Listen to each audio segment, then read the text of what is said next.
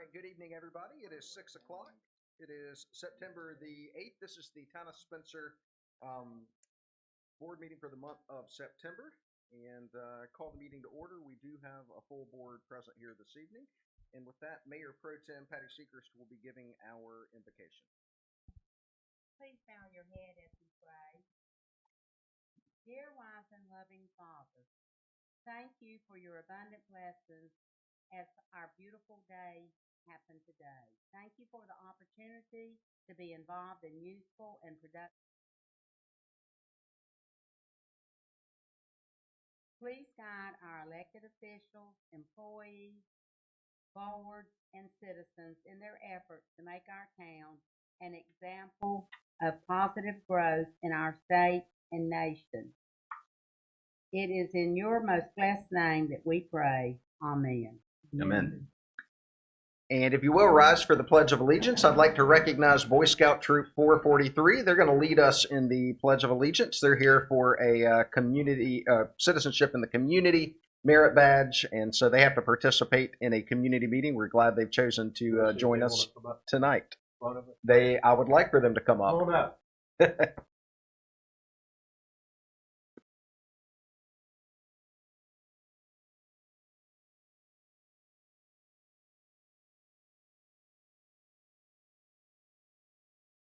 All right, guys, y'all are leading.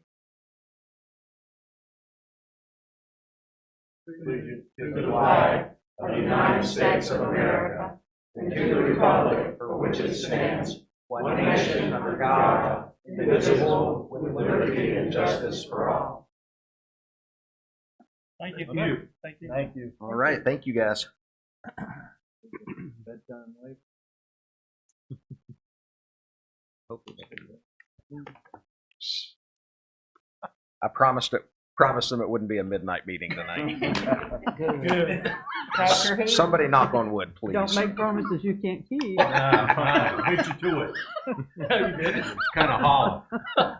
Spoken like a true politician, right? Read my lips. No midnight meeting tonight. Yeah. All right. So with that board, you have before you your agenda. Are there any changes or adjustments to the agenda that are needed this evening? And if not, is there a motion to adopt? I move to adopt the agenda as presented. I'll second it. Second. All right, there's a motion by Ms. Sledge and a second by the Miller-Morgan combo down there. All in favor? All right, all opposed? And the agenda set for tonight. Thank you all. We will begin with recognitions, and we have a recognition on our Spencer Community Garden. Thank you, Mr. Mayor. I have been asked to give you this information, and I'd like for you to be sure and mark your calendars. An autumn afternoon in the garden will be held at the community garden, a fall fundraiser on Sunday, October the 9th from 2 until 5 p.m. at the community garden, which is down on Salisbury Avenue, in the 300 block. There will be food, pumpkins, games, and other fall activities. Dress in your favorite costume and come enjoy an afternoon in the garden. Find out how you can help. Volunteers are always needed, and you can get information on how you can have a box in the garden. Donations will be accepted. We hope to see everyone there. If you have any questions, they can be directed to Kyle Harris at the town hall. So please mark your calendars, October 9th, 2 to 5, and come on out. Thank you. All right, thank you, Ms. Sledge. And again, we want to formally recognize Boy Scout Troop 443. We have several of their members here this evening, as well as their leaders. They are based out of St. John's Lutheran Church, and we are appreciative of them being here very much. And I will say that if you're interested in purchasing Boy Scout popcorn, they're going to be out here on the 24th of September at our Creek Week event in our Race to the River, and they'll actually be out there with popcorn. So you can have your fill of Girl Scout cookies this year and Boy Scout popcorn. All right, any other recognitions from the board this evening? Okay. we will move on to public comment. We do have 3 individuals signed up for public comment this evening. We will go in order of those who have signed up. And we will begin with Jody Everhart. If you will, please come forward, state your name and your address for the record. And we also want to remind everybody you have 3 minutes to speak. We actually have a timer, and so you'll be able to see the countdown. I'm sure you'll be done in no time. I'll be done before that. Thank you for this time, Mayor, Board of Aldermen, Alderwomen. I appreciate the job that y'all do. I've sat in y'all's shoes many a time, just not in your seat. But reason what brought me here tonight was some of the talk out in the community. I've noticed that it seems like we're becoming, at first it started as the front yard parking. You started seeing more and more of the front yard parking. I came up here and talked with a code enforcement, and they told me that that was left out, and they were having a training period, so to call, on an educational period. Well, then I had a meeting with the mayor and with the town manager. Seemed like it was just passing the buck before that. And then they started talking about the town becoming an automobile junkyard. So if you ride down the street, you're seeing in every other block, they called it abandoned car or a car with no tag. And if it's a car with no tag, even if I came in and after I heard about it and started looking, then these people were right, our citizens. And I talked to Mr. Blunt and to see what the ordinance of a junk car was. And some of these cars came in on rollback. If they're sitting there on our property and don't have a tag on it, then that's the way that we pay our property taxes. So the town's losing money unless the people are honest, and at the end of the year, then they write it down as untagged vehicle. But riding up here from the north end of town to here, then seemed like every block, every other block, you'll see 2, 3, 4 vehicles in that block behind the car. Behind their residence. The other thing this year was tall grass. It should have kept the code enforcement busy just on the tall grass. I've got a house at 529 Steeplechase, and it happened to be right beside of my residence, that they got brush piles that used to be 8 foot high, but now it's about 2 foot high because it's been there so long.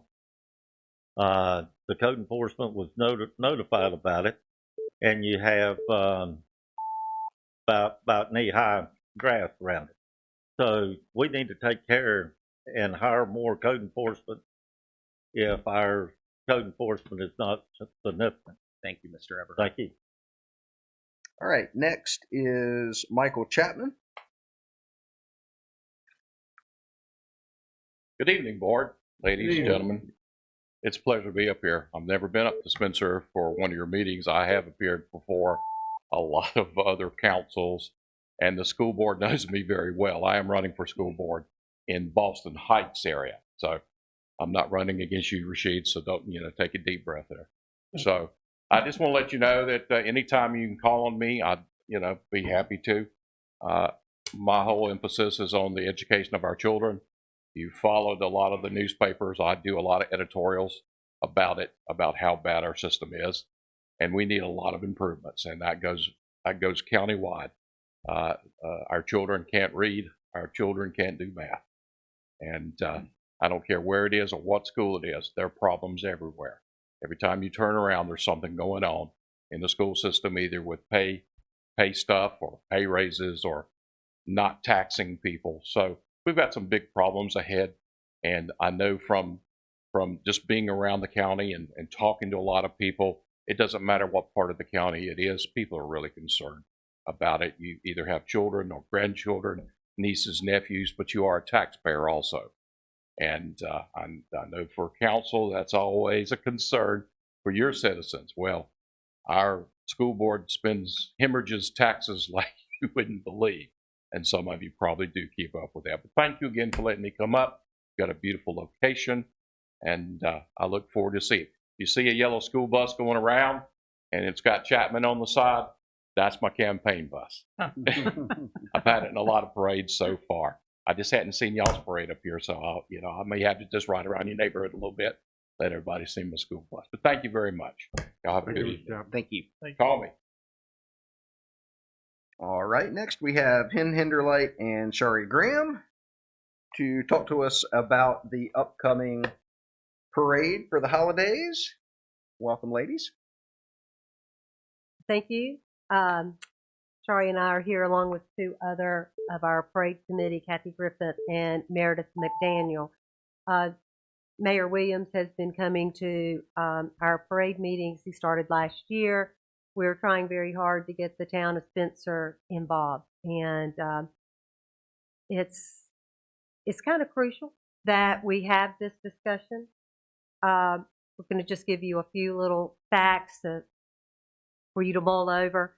The parade expenses for 2021 was $46,731.50. Spencer's contribution was $2,800 of that.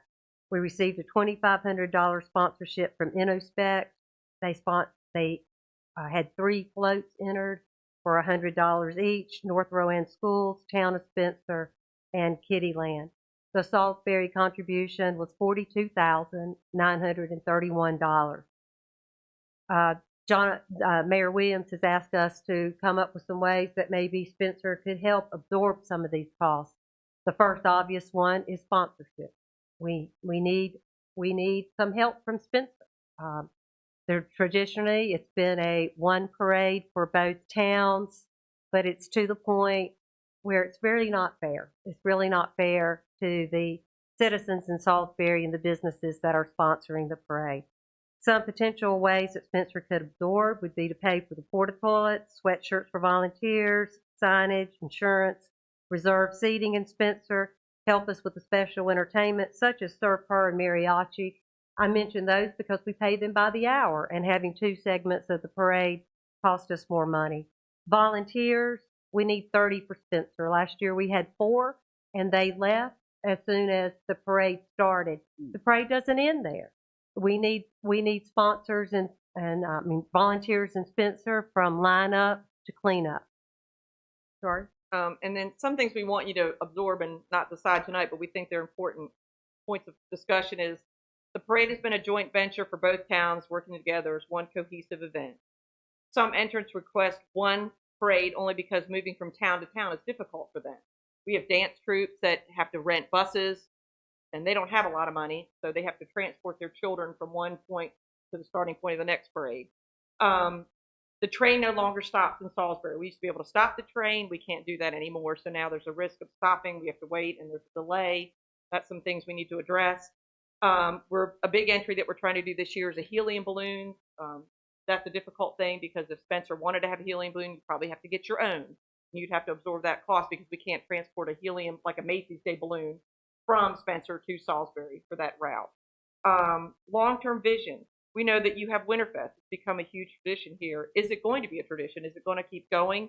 And can you afford your businesses to help us with both events? And then can your business support both events? That's something you all need to start to address. And Thank you. We appreciate y'all being here tonight, and We take it have a into copy of consideration. these if you would like. Yes. So you would have them up Give there. them to the town clerk. All right. Thank you so much. Ms. Craven, do we have any written correspondence? No. Okay. So with that, we will move to our consent agenda. Board, are there any items on the consent agenda that you would like to pull for further discussion this evening? And if not, is there a motion to approve the consent agenda? I move to approve the consent agenda. All right. Motion by Ms. Sledge, second by Mr. Muhammad. All in favor? All right. All opposed? And the consent agenda is approved. Thank you all.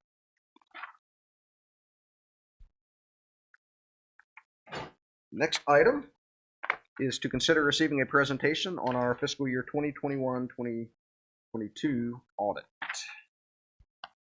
Mr. Wickard.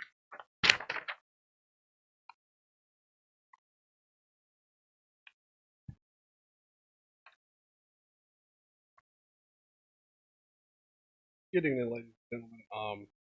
Mayor Williams, esteemed members of the board, on behalf of RHCPAs, we're very grateful for the opportunity to serve the town. I want to make one small correction. This is for the presentation for the 2021 audit, not 2022. We're not quite that far along yet, although I hope to see you guys again in about 45 to 60 days. So we'll get right into it. All right, so first and foremost, the audit has been completed. Financial statements and note disclosures have been prepared. We submitted to the LGC on July 22nd, 2022, and the LGC formally approved the audit on August 4th, 2022. So the meat of your financial statements are going to start on page 15 of the financial statements. That's your fund level financial statements. You don't have to look at both documents in conjunction. You'd probably just be fine going with the PowerPoint presentation. So, really important for audits is auditor independence. So, government auditing standards identifies independence and includes both independence of mind and appearance. I'm happy to report that we have no impairment factors pertaining to audit. So, plan is normally step one. And that's understanding policies and procedures. So step two from that is understanding how well those policies and procedures are working in the organization. Our audit is designed for reasonable assurance, not absolute assurance. That means that we don't test every transaction. We rely on sampling, test, and determine that financial statement numbers are materially stable.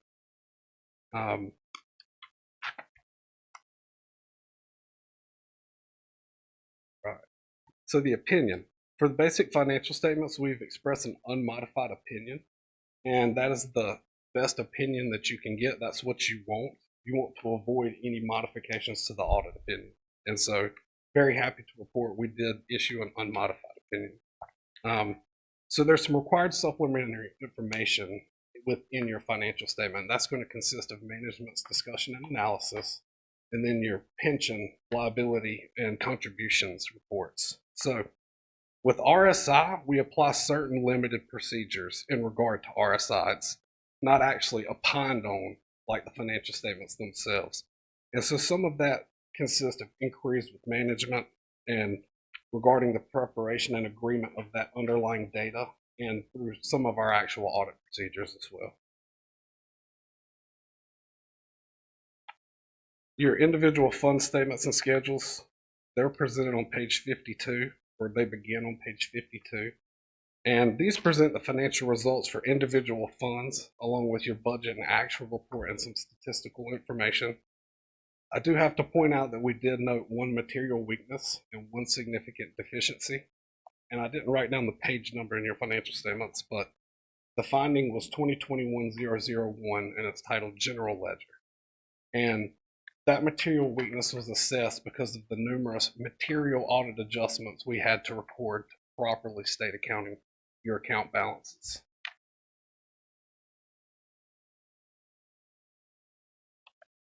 So there were no accounting policy changes for the year.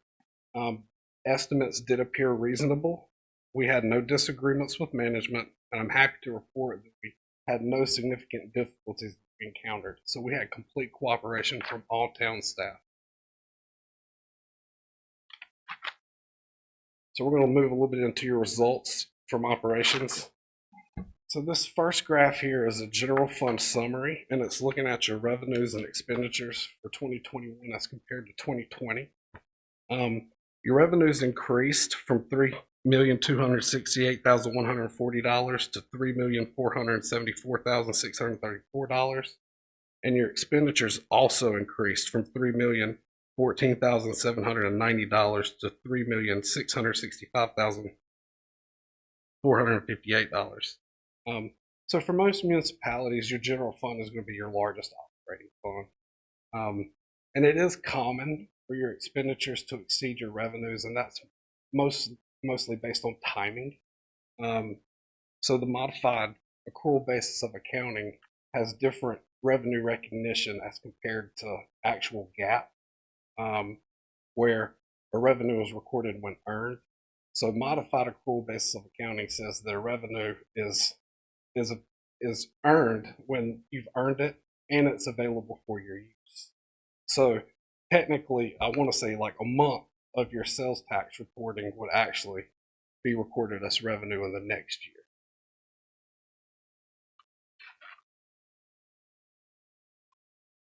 This next slide is looking at general fund balance. So fund balance is essentially equity or net worth. So you did have a drop as compared to 2020 from $2,976,069 to $2,578,945. That's primarily due to the activity within the Powell Bill Fund, which is actually included in your general fund. And additionally, we recorded a prior period adjustment of $206,300 to correct construction process that was capitalized on the fund level incorrectly in the sheet.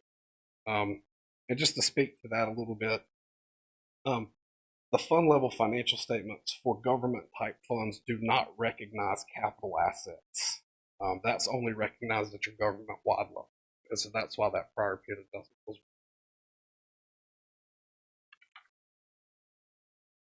Our next slide is looking at a breakdown of your general fund balance.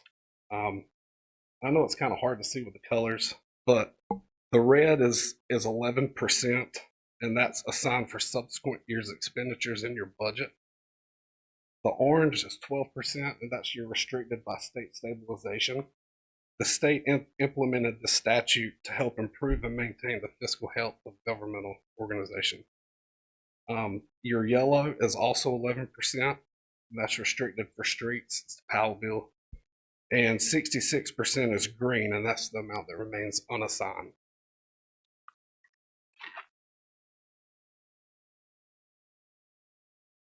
So this next slide is your adequacy of resources for just the general fund. So what this is really breaking out is how long you could sustain the general fund if you receive no more revenue subsequent to 6/30/2021. And it was a drop as compared to 2020, but you would still be able to continue business for approximately 7 months. That's very strong. That's real good, strong financial health there.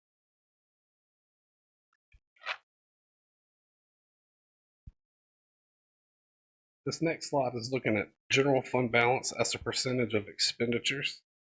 So it's just your fund balance divided by fund expenses, and this calculates how long you would last throughout the next year if you were to liquidate all your assets. And 2020 is about 99%, and your 2021 is somewhere around 70%.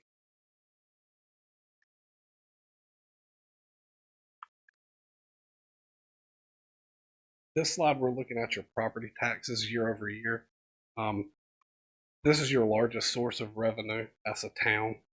So in 2021, you increased from 1.5 million to about 1.67 million. But overall, it's remaining relatively consistent. We didn't have previous year's data. We typically like to look at 5 years at a time, but all I had access for the prior year was 2020. And that's why we're only looking at 2 years of comparative data.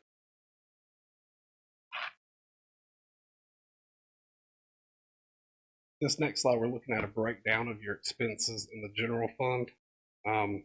So your general government expenses in 2021 was 18% as compared to 20% the prior year. Your land management was 3% as compared to 5%. Public safety was 43% as compared to 45%. Transportation was 22% as compared to 18%. For environmental protection, it was both 11%. Culture and recreation was 1% as compared to 3%. And then your debt service was 1% compared to 0%.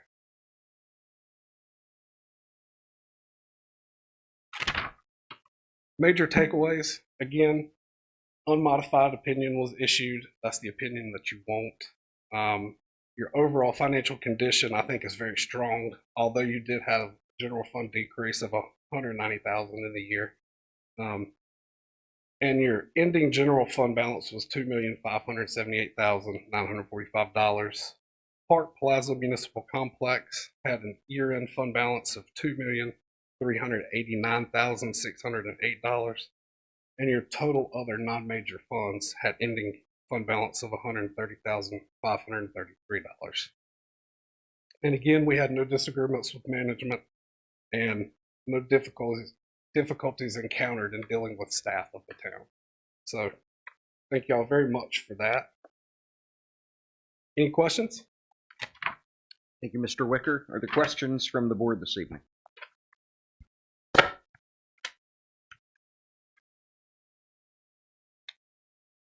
All right, hearing none.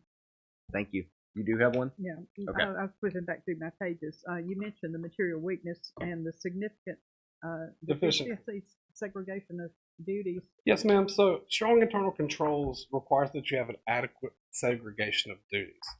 Due to the limited number of accounting personnel at the town of Spencer, you're inherently going to have a segregation of duties issues moving forward. From a cost-benefit analysis, it probably wouldn't make much sense for the town to just go hire an additional employees to say you have adequate segregation of duties. But we do have to assess that as a significant deficiency, and that's commonplace public accounting. Thank you. Yes, ma'am. And my apologies for not referencing that earlier. It was on there, and I skipped right over it. That's my bad. Other questions? All right. Thank you very much. Thank y'all, and I hope y'all have a blessed evening. Thank you. You too.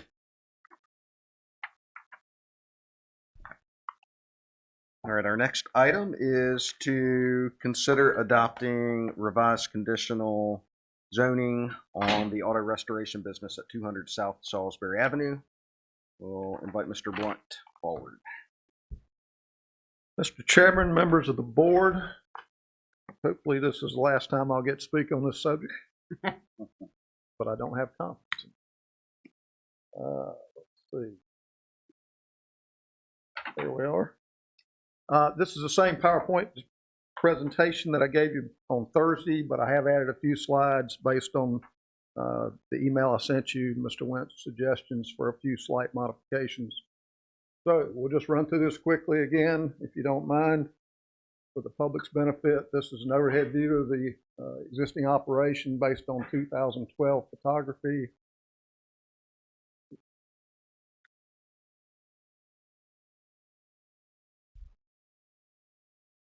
There's the front of the building, looking out from the corner, and that's an important picture, so you'll remember that corner and what it looks like and what it could look like. This is the 2nd Street side of the building. These are the current approved conditions that the business is supposed to be operating under, reference only at this point. Those break down into those 5 categories: limitations on vehicle service area, limitation on vehicle storage area, hours of operation, site and landscape improvements, and the public alleyway closing. As you will remember, we did not suggest any changes to the vehicle service area language. We did suggest allowing him to add a fence on the 2nd Street side, which would allow him some additional storage on that side. The front storage limitations would remain as they stand at this time. That is a picture that shows the fence that would be at the rear of the building on the 2nd Street side. Would allow him to store some cars in that area that he currently cannot use for storage.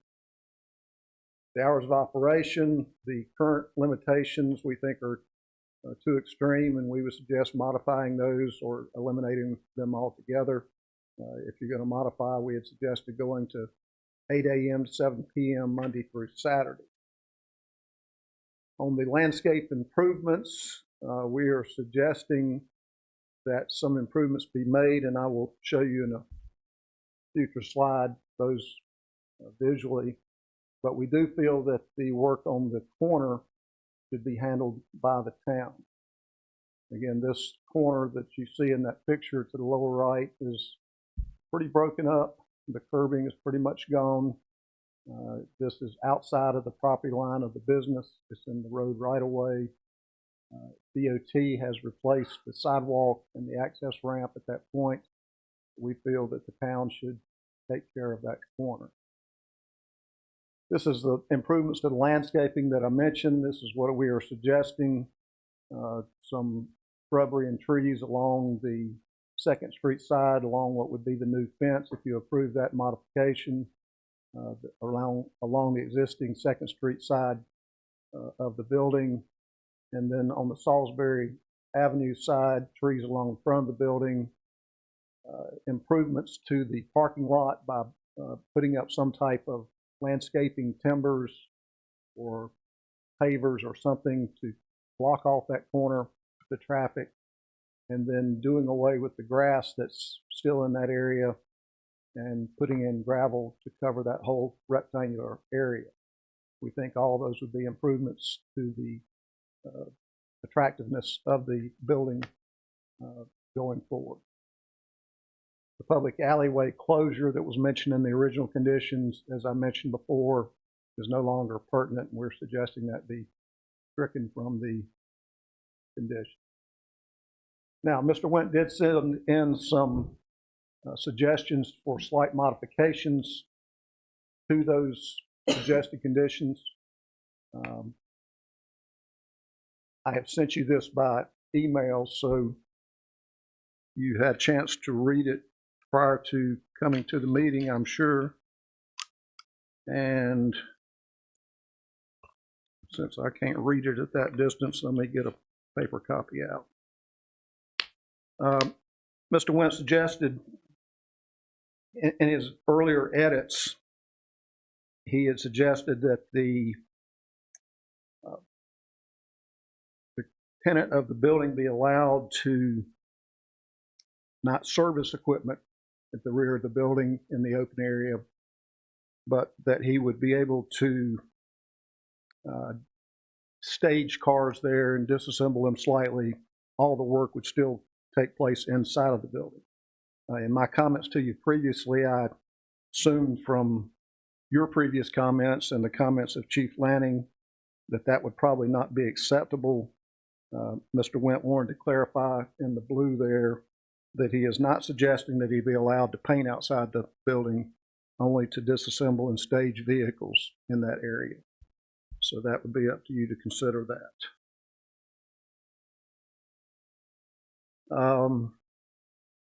He came back with a slight edit on the 2nd Street side parking. It was listed in the original conditions that there would be no parking on that side in any circumstance.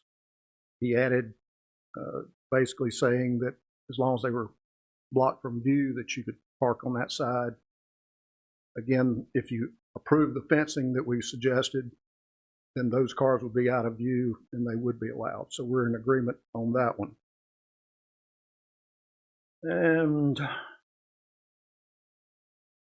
there's a current restriction on how many cars can be stored at the whole facility, and that limitation is 10 vehicles. Mr. Wentz suggesting that that be stricken completely. After some thought, as long as those vehicles are out of sight, behind the fences, behind the building, inside the service bays, we really have a difficult time enforcing this one because we don't have any way to count the cars. So as long as he's living up to the restriction of keeping all those vehicles out of sight, we have no problem with striking that limitation on the number of cars. Again, we'd have a tough time enforcing that one anyway. And then finally, his suggestion on the operating hours was to go from 8 a.m. to 7 p.m. on Monday through Saturday. So that was his suggestion, slightly different than ours. So those are his suggestions. We're sort of at the point where it's up to you to decide which, if any, of these modifications to the existing conditions you want to support. If you support them, we will draft them into agreement form, send them off to Mr. Went for approval.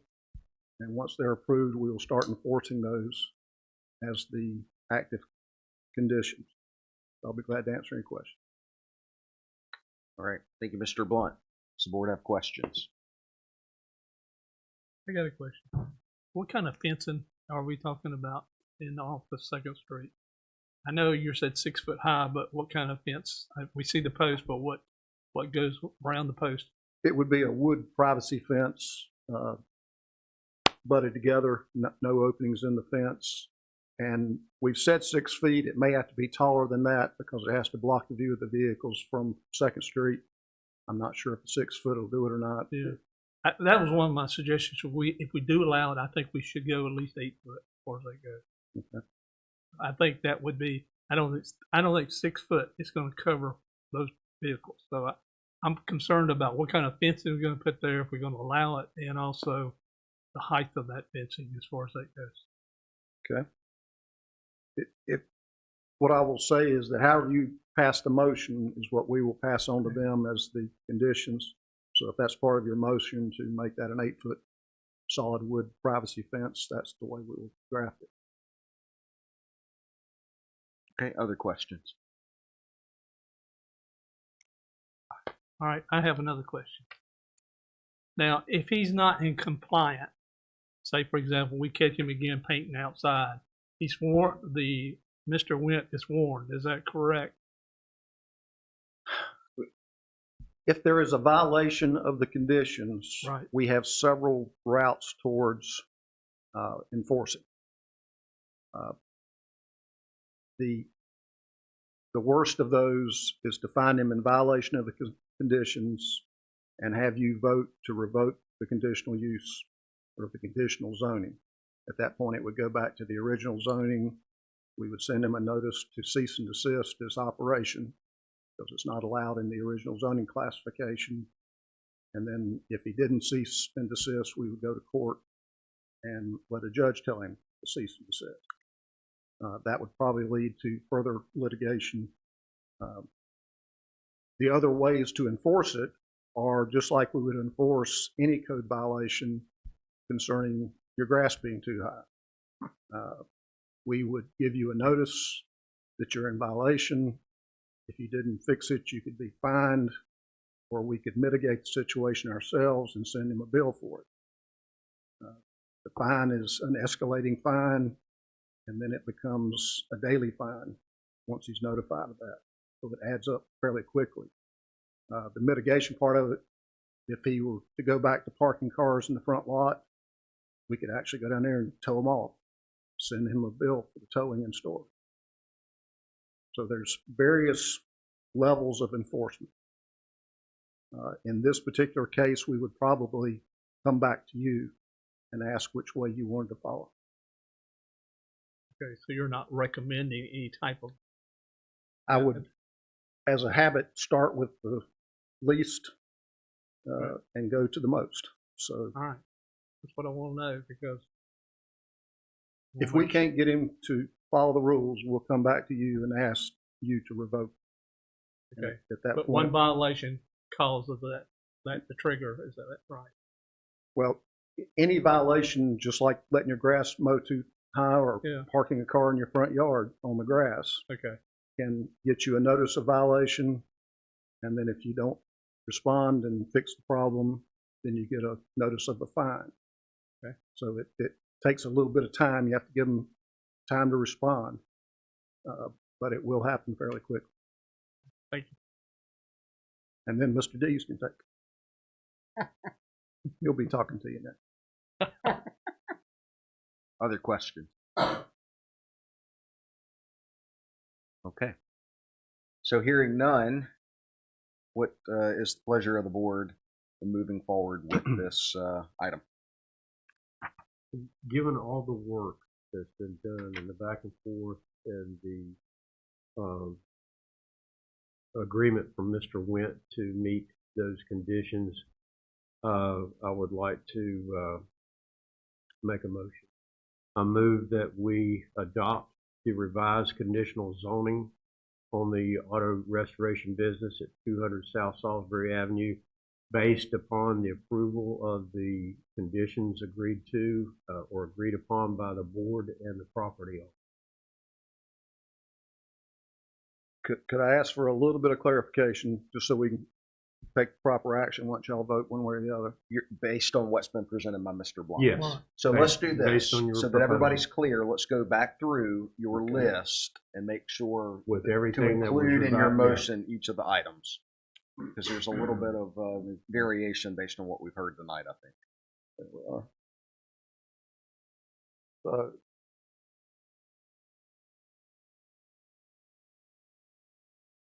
So, as far as limitations on the service area, I'm suggesting no changes, which means he can't do anything in that back work area outside of the building. And so, as I understand it, the motion would then incorporate this: no limitation on the vehicle, no additional changes on the vehicle service limitation. That's correct. Does that mean that he can't disassemble?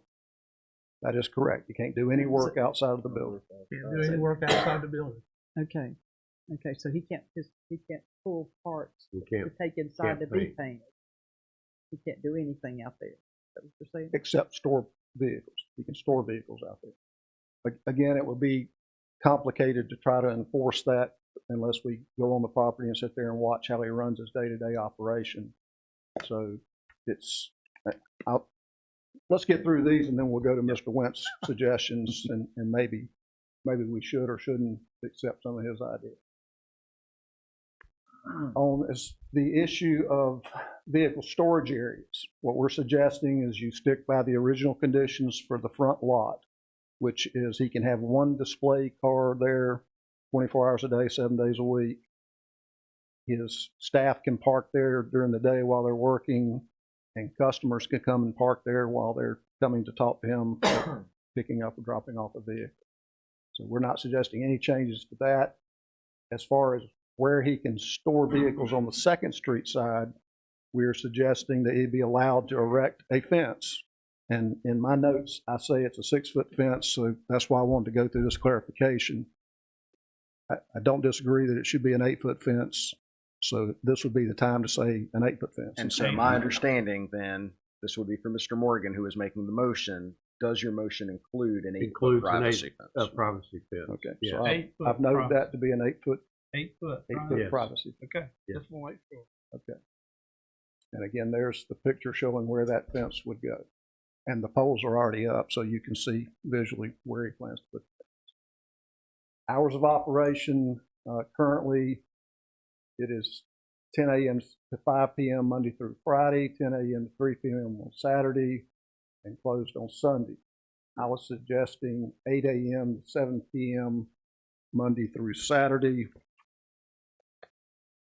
I'm not sure what that's the same thing Mr. Wentz suggested. It was. It's the same. It Okay, was. it's the same. It was. Okay. And so, Yes. Mr. Morgan, Yes. 8 a.m. to 7 p.m., Yeah. Monday through Saturday. On the landscaping improvements, number one, the town will take care of the work at the corner outside of his property lines.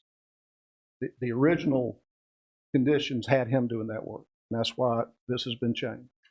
Right. Don't feel it's fair to make him do that work outside of his property lines.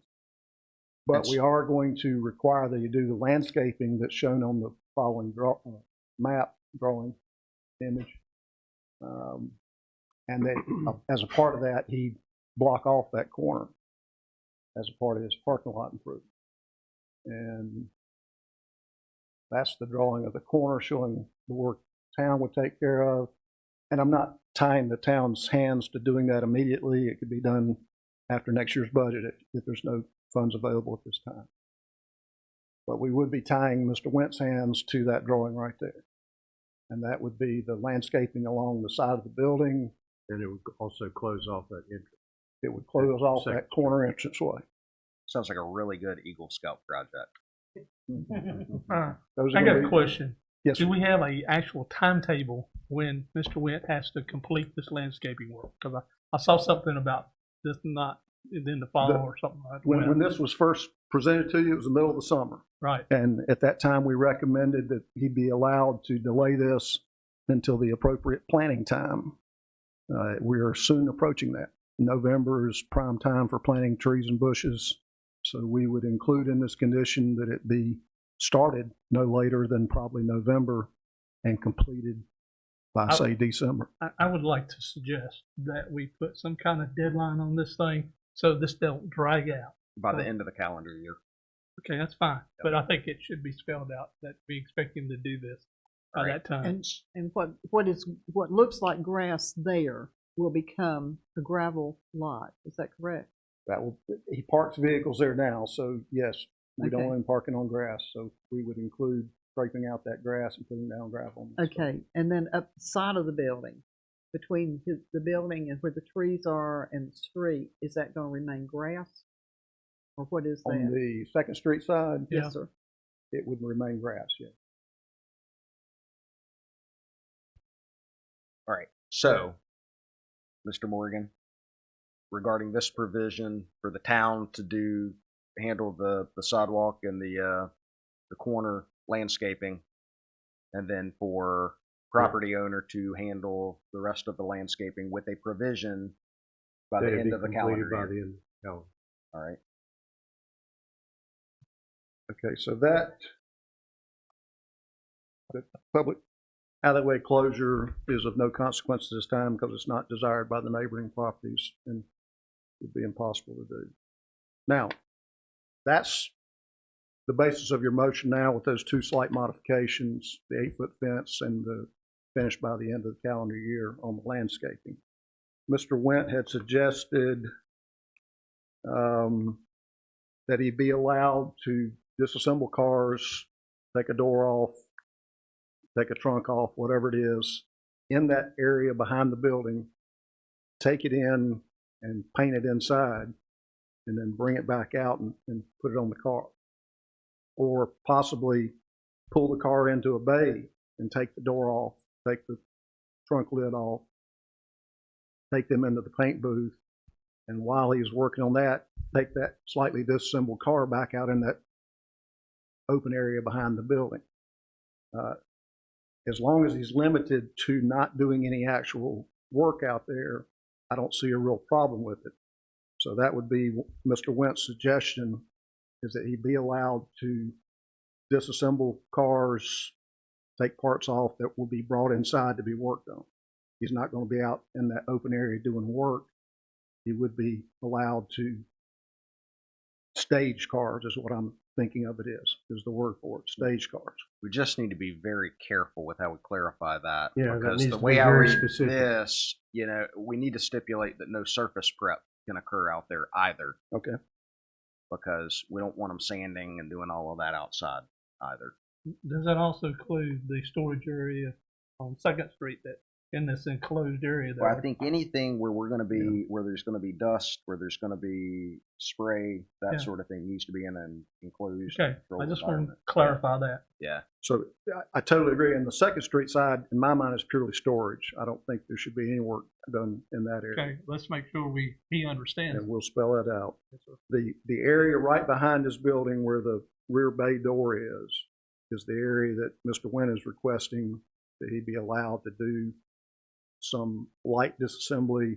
And again, we'll spell it out in some good language so we feel comfortable it's enforceable.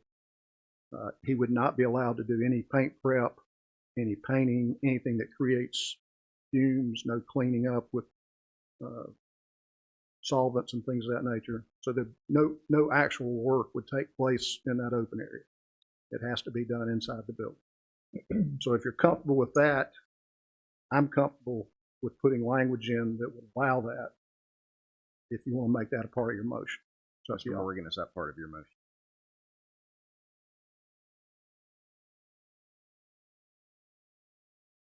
No, and I will tell you why. Because it's still doing work on vehicles outside of the building. And that would probably, taking a door off, taking any kind of parts off car will involve ratchet wrenches, pneumatic tools. I think that we should restrict him only to work within those buildings. I'm sorry, I just think that that's walking a too fine of a line in terms of what he can and can't do. And I think that just all work should be prohibited on the outside of the building. Okay. So, that would remain as is, that provision. so basically as is, he could pull the car into the inside, take the door off, pull it back out, That's fine. and store it behind the building, and then pull it back in when he gets finished painting that door. Yes. So basically it stays as is. Early on, he told us that he was using that area for an employee who had mobility issues. Is he still? Don't know anything? anything about that Yeah. one, so that's the first I've heard of it. Yeah. Okay, the other ones that he suggested had to do with the Second Street side. Okay, the maximum number of vehicles on the lot. Again, the current limitations say that he can only have 10 vehicles, a maximum of 10 vehicles, awaiting service on the premises at any time. We've got no way to enforce that. And therefore, we would suggest allowing this as long as he abides by all the other conditions that say they got to be out of sight. I think that's agreeable. Okay, so you would accept that, and Well, Mr. Morgan, make is that sure part Mr. of your motion? Okay, thank you. so that helps clarify to me how to write it up for him. We were in agreement on the hours of operation, so I'm good. All right. I know what your motion is. So Mr. Morgan has made a motion. Anything additional to that motion, Mr. Morgan? Not anything that hasn't been already covered. Okay. All right. So there's a motion before you. Is there a second? Second. There's a second by Ms. Sledge. Any further discussion from the board? All in favor? All right. All opposed? And those conditions have been revised. Thank you for your work on this. Thank I you. know it's been very laborious. Herculean.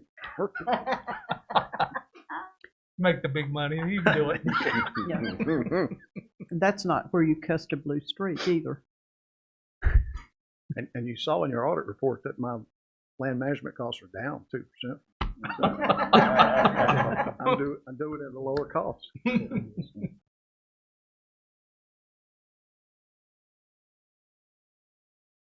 All right, next item is to consider adopting ordinance 22-023 to amend section 2.13-1 of the town's development ordinance to clarify storage buildings in all zoning classifications.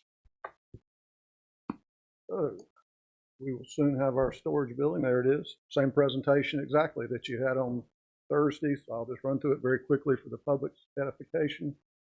Current zoning ordinance or development ordinance does not have clear language as to what type of storage structures are allowed in our town. We've reviewed it one way or another through various edifications, and therefore we think we should add some language that controls that. These are examples of things that are not good storage facilities. Some of these pictures are actual shots from town. Basically, using old worn out tractor trailer rigs to use for storage. This is what you would prefer to have. On a residential basis, you want nice structures that have a residential style about them, that are built out of materials that you would normally expect the house to be built out of. This is what you would see in a commercial or industrial storage building, an actual building, a warehouse building, or a separate storage building like the one on the lower left. And so we created some language that would, this is actually the current language for accessory buildings. That's the whole section for storage buildings. What we're adding is 4 sections, one that's called general that applies to all storage buildings no matter what zoning classification they're in. One for residential that's a little more specific for those residential lots. On that one, I will mention that we did add the item D, which is the small prefabricated storage buildings that we're all familiar with sitting out in the lot at Lowe's, as those are an acceptable storage structure. We thought we needed to add those. Commercial, we added a language specific to commercial lots. And then industrial, on this one you will note that we are allowing trailers to be used in industrial lots, but only after they are approved as part of a site plan. We have 2 major businesses in town those two right there that use trailers for storage. And that allows us to let them leave those trailers in use as storage by having that language as it is. They keep theirs nice and neat and clean. They use currently tagged trailers that can be moved. So this is not the problem you were concerned with. So with that, what we would ask is that you approve the suggested text amendment to our development ordinance. All right, thank you, Mr. Blunt. Are there questions from the board? Is there any problems with the residential areas as far as the historic guidelines, or how does that work? Anytime somebody wants to put in a storage building and it's in the historic district, I send them to see Kyle. Okay. Kyle runs them through the HPC approval process for anything, fences, storage buildings. If he approves it from appearance standards for HPC, then he sends it to me to get his own permit. Okay. Thank you. Other questions? This, just to clarify, this is for storage and accessory buildings moving forward. What is in existence now will stay there until it's no longer usable. Well, the one thing I forgot to point out to you Thursday when I was addressing that very question was, yes, it is grandfathered in. It's a legal non-conforming use, but it can't be expanded. So they can't bring any more trailers in there. So as those trailers completely fall apart and he tows them off, then that problem will resolve itself over time. If the use of the lot changes, then we can insist that they bring it up to current standards. And there's a possibility on the one that you're all familiar with that they are going to change some slight use in the rear of their property that, in my opinion, would require them to at least screen those trailers from view. So we're still working on that one. Just want to clarify. Other questions? Mr. Mayor, Yes. I'd like to make a motion that we accept this text. Doggone it, I would. Or do it. All right. I've been waiting for this for a long time. All right. Y'all do don't it. fight I move that now. we adopt ordinance 22-023 to amend section 2.13-1 of the town's development ordinance, which clarifies the storage buildings in all zoning classifications. So there is a motion by Mr. Morgan. Is there a second? Second. Second by Mr. I'll Howe. vote against it. Any further You discussion? do, and I'll sock you.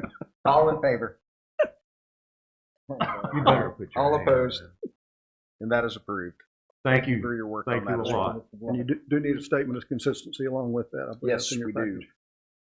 So, board, in your agenda packet, there is language on that. So we will need to adopt the statement of consistency.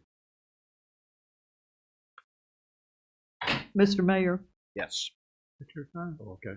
I also move to adopt a statement of consistency stating that we find this action to be generally consistent with the town's comprehensive land use plan, is reasonable, and in the public interest. This decision further meets the specific development policies number 5, protection and rehabilitation of viable neighborhoods, and number 12, buffered from nearby residential areas.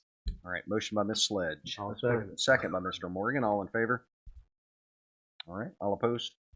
And that is approved. Thank you very much.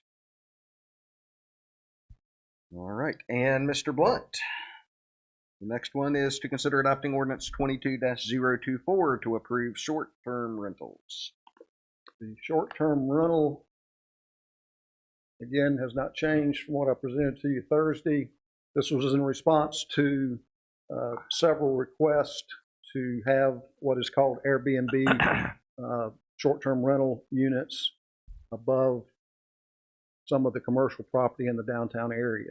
It was found that the current language, because of some confusion in the language in various sections, did not allow those in anything but residentially zoned property.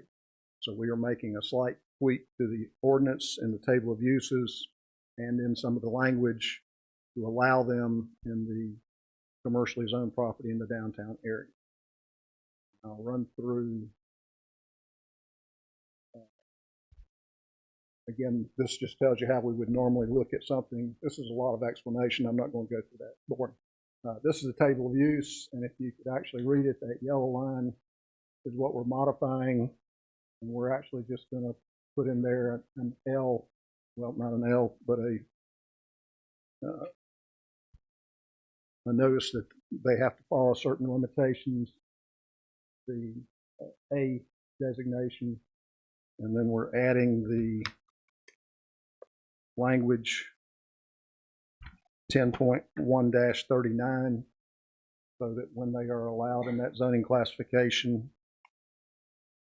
and it actually is going to be allowed in SFR or MST, and the MS columns is where we would put that A. Then they would have to go to that section in Chapter 10, and that section tells them that. That's the language that they would have to abide by on that. There is other language in our development ordinance having to do with bed and breakfast and with motels and hotels. Some of that language would apply. You had asked last time about how we're going to capture occupancy tax on these. There's a case in Wilmington that's going on now being appealed concerning registration of short-term rentals and whether it's allowed or not allowed. If it is allowed, we will add some registration language to this, and we'll use that to capture the occupancy tax. Matter of fact, the Visitors Bureau will probably take care of that for us. So with that, I'll answer any questions or would suggest that you vote to adopt this text. Thank you, Mr. Blunt. Questions from the board? Someone asked me if the short-term rentals could apply to something like renting a place to, say, a visiting nurse who might be here for a period of time. We're not limiting anything. We're not spelling out exactly what short-term. We would encourage them to rent them to nurses and teachers and police officers and anybody else. Any other questions? All right. So we will need a motion on this, and if adopted, we do need a statement of consistency on this one as well. Mr. Mayor, I'd like to make a motion that we accept the text amendments on the short-term rental. All right, there's a motion by Mr. Miller. Is there a second? Second. Second by Mayor Pro Tem. All in favor? All right, all opposed? And that is approved. And then we do need a statement of consistency. Also move to adopt a statement of consistency stating that we find this action to be generally consistent with the town's comprehensive land use plan and is reasonable in the public interest.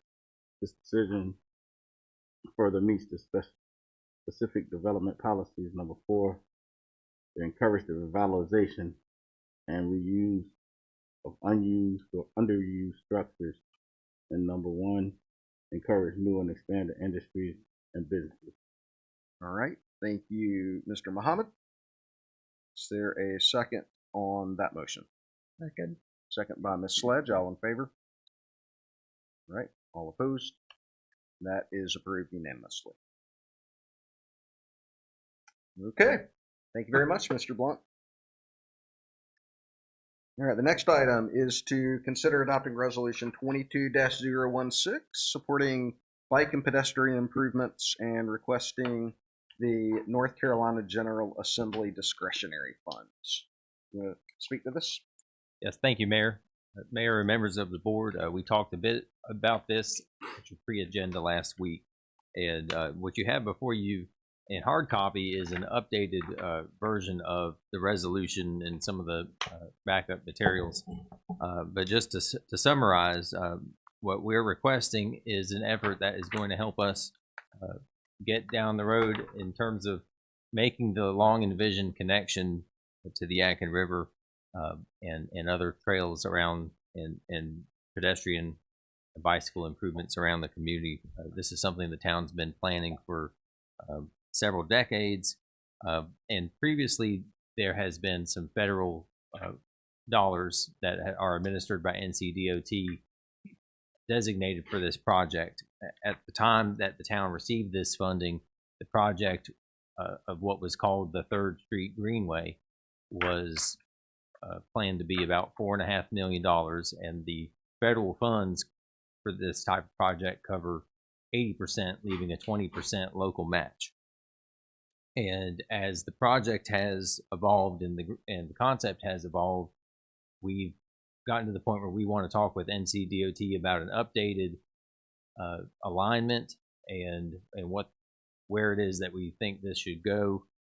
It's got the concept has become has gotten to the point where the term 3rd Street Greenway is a bit of a misnomer. So one of the things we probably need to do is call it something else. But what you have before you includes, I'd like to direct you to the last page. It shows a map, and it has a lot of colors, and the colors show different phases of an overall system that can include lots of different connections. But what you see kind of going through the middle of that, over both part of the red and part of the green, is a lighter shade that is showing the alignment that we want to propose for the refined concept of what this project was originally intended to do. And it accomplishes a few things. It makes the connection to the Yadkin River and back into town. It makes a connection through our public school areas along Charles Street and Oakwood and Whitehead that bring in the possibility of school safety route improvements. And it also allows the surrounding community to take part as well. What's come along with this updated concept and time, of course, has been updated costs as well. And the latest estimate that we've received from the consultants we've been talking to so far is a number of about 10.3 million. Now, the original $4.5 million was construction funds only. That cost did not include anything for how this project would be designed. The 10.3 million estimate we have includes an estimate for not just construction but also design, planned at basically 20% of the proposed construction costs. And so the approach we're hoping to take is to talk with NCDOT about the federal dollars. Our understanding is that if a project cost goes up, the federal dollars are able to go up as well. It just leaves you with more of your 20%. And then the other side of the coin is then we would like to talk with our representatives at the General Assembly about the use of state discretionary funding to help us cover that 20%. So it then leverages the state funding to help us with the match on covered, with the rest covered 80%. In other words, letting the state request go a little longer, more bang for the buck. So that's a summary. I don't know if the mayor wants to add anything else in. So just to clarify for the board, as we've talked about, we knew the cost was going to be higher than the $4 million initial estimate because that was, 6, 7, maybe 8 years ago when that was estimated. But the other piece of this that I don't know was fully included was some of the school safety improvements that we've been talking about. But being able to tie that into this project, and of course the estimate that you see is 10.3 million. And so basically what Peter was alluding to is the federal funds, we can request that those be increased, that the federal funding be increased for the project just because of the time lapse and the scope has increased. And so that federal part would cover 80% of the total cost, and then the local match required would be 20% of that. And so what we are saying is we are seeking the board's approval to seek state discretionary funds from the North Carolina General Assembly that would effectively cover that 20%. So the cost to the town of Spencer is effectively $0. So are there questions on that? It's not a guarantee that we get the funding, but Worth a try. it is worth a try. I do have a couple of questions.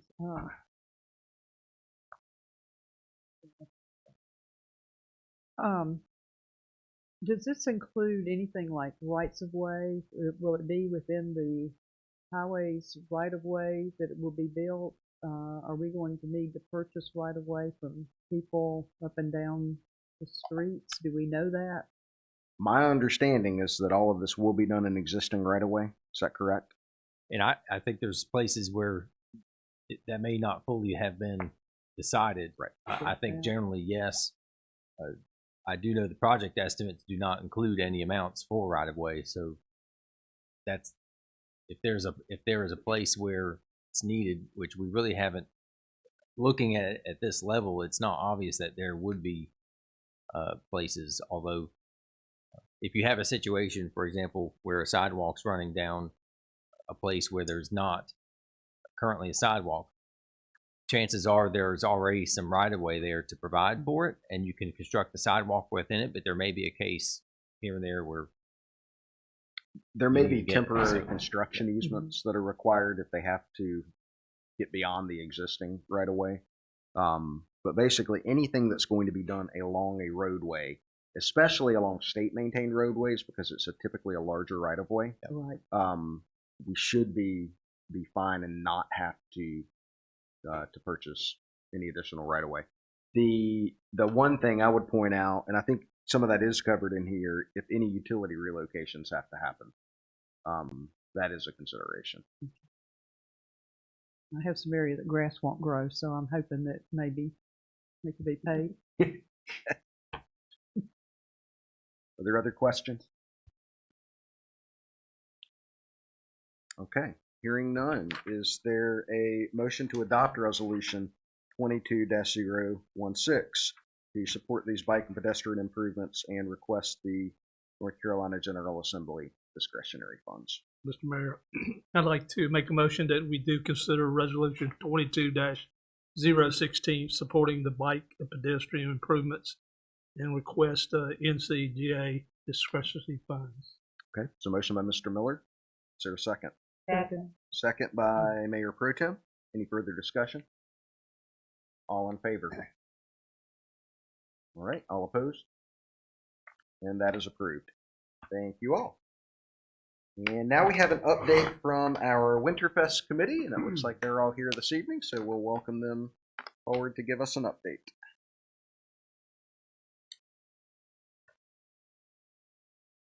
Mr. Mayor and Board of Aldermen, thank you so much for allowing us to come tonight. And first of all, what I'd like to do is I'd like for you to take a deep breath. This is not going to be stressful, okay? It has no numbers and no dashes. And so just relax. And the first thing that I want you to do is take a deep breath and just imagine thousands of Christmas lights coming on. They're above us. They're on Christmas trees all around us. There's the smell of gingerbread and strudel mixed with various food trucks. There's shoppers that are bustling around wooden huts that are decorated for Christmas and filled with merchandise that these shoppers are hoping will be the perfect gift. There's music in the air. There's carolers singing among the huts. And already there's the excitement in town because the Polar Express is here, and that train passes by out in front of us numerous times. And as it comes by, every window is filled with a face looking out at our ice skating rink. 2,000 square feet with people skating on it constantly. Friends and neighbors are enjoying the sights, the sounds, and each other. You've stepped into a Hallmark movie. And this is what we hope to take place right out in front of here in about 3 months. And there has been a team that has been working so hard on this all year. And we're going to give you a report, but just keep that in mind as this is going on. And we thank you for your support and for your help with it. Good evening. Good evening. Honored Alderman and Mayor Williams. I am part of this team with Winterfest, and I am so happy to have been involved in this. Last year exceeded our expectations of what Winterfest could be in Spencer. And as Kim has told you, we feel like every person deserves to have their own hometown Hallmark movie moment, and that everyone, regardless of their financial situation, should be able to have Christmas magic come to them in the month of December. My job involved a lot of things. One of those things was the logistics of the venue, which included getting tenting, finding somebody to do professional power, finding fencing to enclose the area where we're having our event, and also all of the main stage events fall under my responsibilities. I'm proud to say that we have partnered once again with Venue Services to provide our professional tenting. This year, all of our tents will be professional. There will be no just pop-up tents that you buy at Dick's or Walmart. And all of those are being provided by Venue Services, and their virtual sounds division is also going to be providing all of our sound for our main stage events. We have a lot of new things this year that we're very excited about. The first evening is our grand opening, and one of the things we'll be opening with is a mountaintop polka band.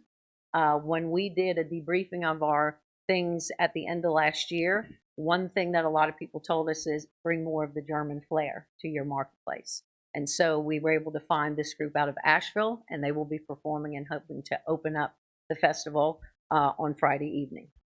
Another new addition this year is going to be the Piedmont Primetime Community Band.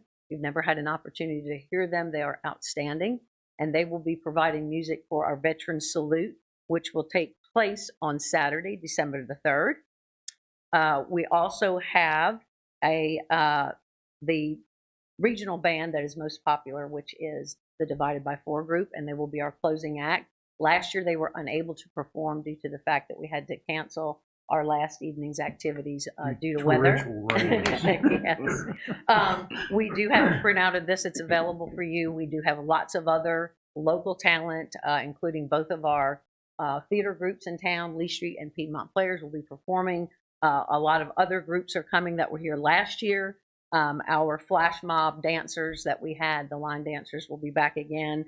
And then we have some new entertainment as well, which includes the A-Team, which all of you probably know these members of the A-Team: Alexis Cowan, Alexis Greer, and Adrian Smith, all educators within our own area right here in Spencer. And then Alexis Cowan is the principal at the Henderson School. So we're really happy to have them with us as well.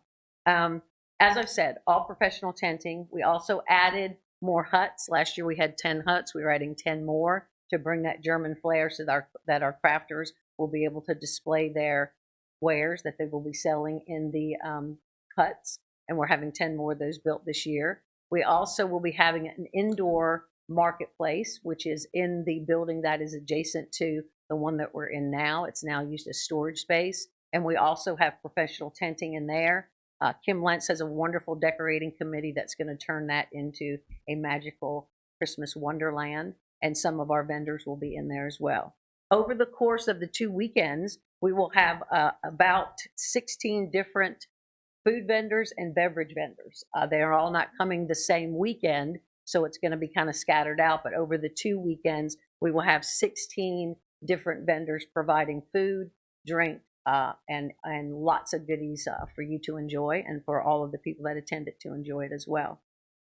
We're looking forward to your support. We thank you for the support that you've given us up to this point in time, and we're very excited about having our own Hallmark moment right out here in front of Town Hall very shortly. I'm going to turn it over to my teammate Sherry Mason Brown, who will talk about some of our craft and demonstration vendors.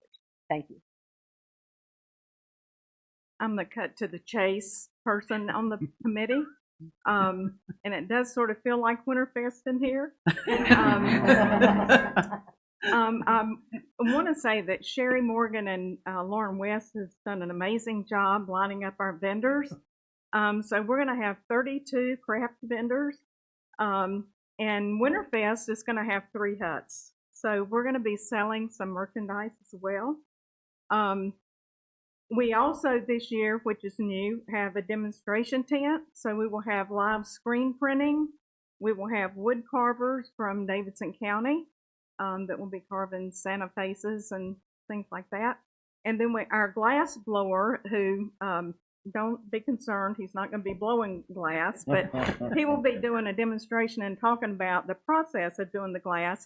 And he's actually making some glass merchandise for us to sell with the Winterfest logo on it. He is Phil Gilson, that was recommended to us by the Rowan Museum, and he has performed at Oktoberfest before, and is very popular. And my understanding, he's the last colonial glass blower in the country. So we're real excited about him. Like Corinne said, the food and beverage, one of the feedback items from last year was we didn't have enough food. So we'll have 4 food vendors and 4 snack vendors, and 2 beer vendors, a wine vendor, and 2 drink vendors, coffee and cold drink. I also want to bring you up to date on the marketing. Our website, we already have the vendors loaded in. This week, we're going to be getting the entertainment loaded in and the kids' activities. We have our rack cards with all of the events will be, it's printed and on the way. We'll get those this week, and we'll bring them by the town hall. We have an ad in the Piedmont Players Playbill for this fall. We have, we'll have some posters like we had last year, and we also are doing the radio advertising again during the parade. So we will have quite a bit more visibility and marketing than we had last year. From a fundraising standpoint, our model was to have 80% covered by business sponsors, and we have achieved that. We have 2 pending, but we're pretty sure they're coming through. And then the last 20% is really what makes the difference for us to be able to provide these games and ice skating and these things for free. And we put a packet in front of you showing the 4 elements of that. And we call this the last mile of the fundraising. So we have business partners, and that is geared to small businesses. For $125 a piece, they can be a business partner, and they will be listed on our website and also on a sign at Winterfest. We also have the Friends of Spencer, and this is a letter that goes out to everybody we know. And we've been working with Pat on the voter list, and last year this was a significant piece of our fundraising because those letters we include the envelope that you'll see for the Friends of Spencer, and that's a match. So every dollar that comes in on those Friend of Spencer letters goes to 4, and they will match that. So that's another piece. And then we have 2 other elements in this last mile of the fundraising. One is trees that you can sponsor in memory or in honor of a loved one, and those are $50, and we'll have 50 of those trees available. And then we have starlights, and those will be the decorations that are used in the indoor market, and those will be $25 a piece. So we tried to have our marketing where people could, not the marketing, but the fundraising, so people could give from $1 up to $20,000 for our big sponsors, and because we wanted to include everybody. And so, you know, we hope that you will help us in this last mile of the fundraising and talk to your friends and family. And we're hoping that with this information tonight that you will be excited and be talking it up and helping us market and get these last donations in. Thank you very much. Does the board have questions? Great work. Great work. And one thing regarding marketing, I know the contacts from Southern Living Magazine and our state magazine expressed a deep interest in attending this year. It was too late to get on their calendar last year, and I was wondering if you had any success contacting them or getting them to. Actually, we haven't. We started in January our planning, and the idea was that we would have our events, our vendors, the venue, everything sort of buttoned up by Labor Day, and that from Labor Day until the event, we would concentrate on the marketing. So thank you for reminding me of that. Okay. we will get on it. I'll put that on the list for sure. Also say that Susan Shin Turner will be in touch with you as well, because she was in touch with me today. So excellent. Be on the lookout for an article in Salisbury, the magazine, on it as well. Oh. And I heard the advertisement about Winterfest, and I was listening to the West North football game. Oh, it sounded good. great. And also, I wanted to tell everyone that lives in Spencer, or everyone that Pat and Linda Miller and I know, expect a phone call or a contact, because we're going to need volunteers. And we will need a lot of them. And Leslie was a wonderful volunteer last year. And we had quite a big group of volunteers, but we need more. So we will be getting in touch with you. That'll probably be starting in the next couple of weeks. If you're interested, you can get in touch with us. Yeah, I think one of the nicest things about this whole thing, I mean, not only does it bring attention and people to Spencer and people from Rowan County all over to this event, but so much of it is for children and families who don't have the means to ride the Polar Express, or who don't have the means to go out and spend a lot of money for Christmas, but it still gives them the opportunity. Sorry. No, thank you for bringing that up, because that is the piece that is so appealing to the sponsors, the business sponsors, because we're the only festival that does that. And last year, you might remember that the kids' games were one of the things that there was a charge for at $5 a game, and we saw kids standing around that couldn't afford to play, and we didn't like that. So this year we're including that, and those will be free as well.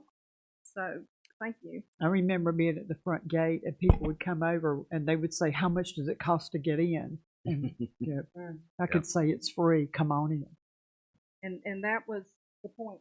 And this year, the challenge for us was to think about the ice skating, and with the expense of it, would we charge for it or not? And we decided to keep in that theme of, the people without a lot of means to be able to tell. We didn't want to see some kids standing on the sideline. So we went out on faith and said, we're going to do it for free. So we're begging you to help us bring in this last money so we can make all that. I'd like to make a comment. Okay. I think everybody needs to realize that the planning of this, I went in my book last night and I was looking through some correspondence, and I actually started contacting people December 21st last year. And so the three of us we have met every Sunday since the beginning of January. And the other part of the committee, we're all volunteers. None of us take anything. This is a completely nonprofit endeavor. And all the money that we get is plowed right back into everything for this festival.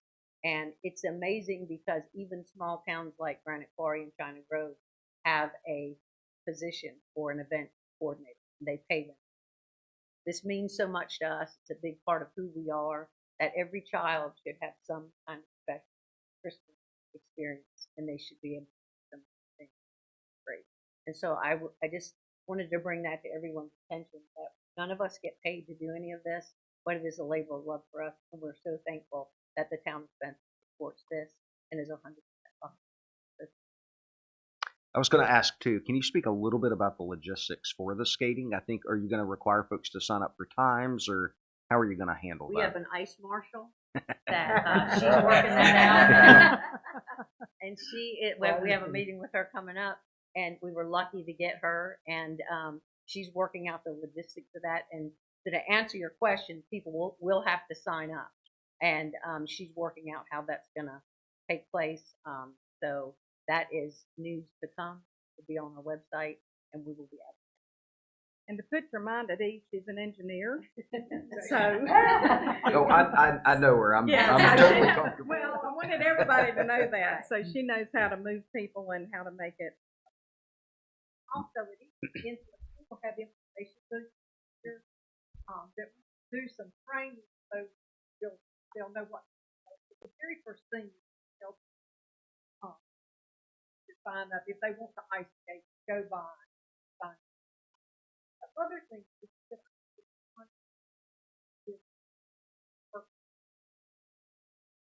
so that we give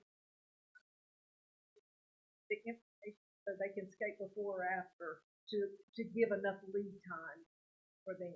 That once ours is on our website, they're going to put it on theirs also. So, and we're going to have a special page on our website that will have all the rules for the ice skating and how it's going to work.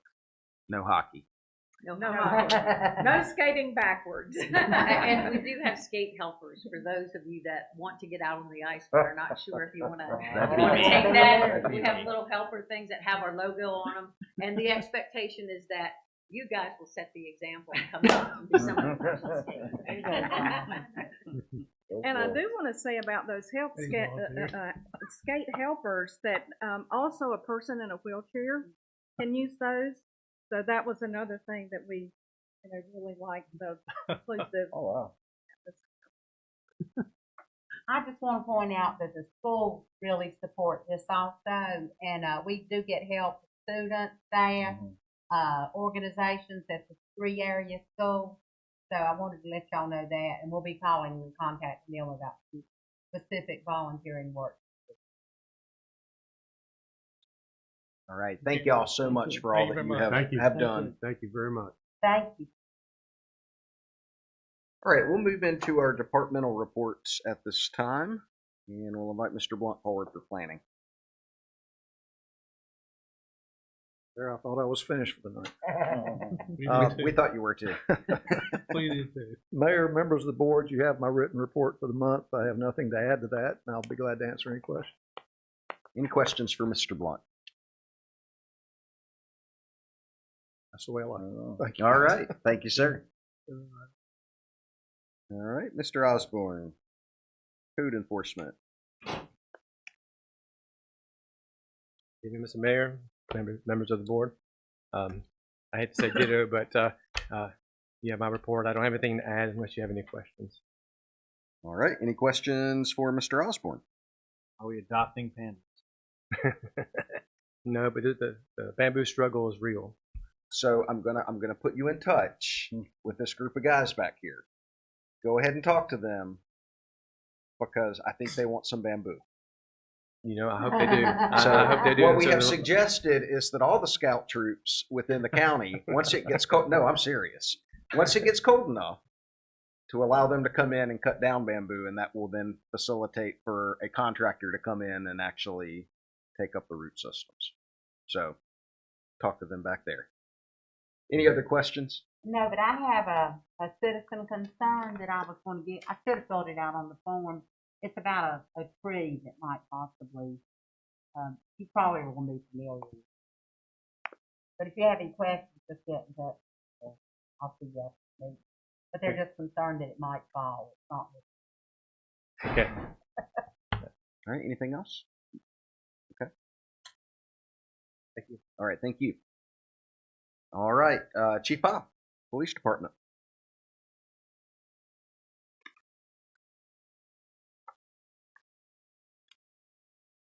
Good evening, Mr. Mayor, members of the board. Good evening. I'm going to try to keep it short, too. Everybody else has done a short report.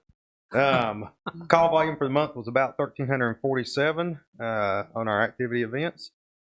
We have been fortunate to kind of, in that manner of stepping down from Sheriff's Office coverage.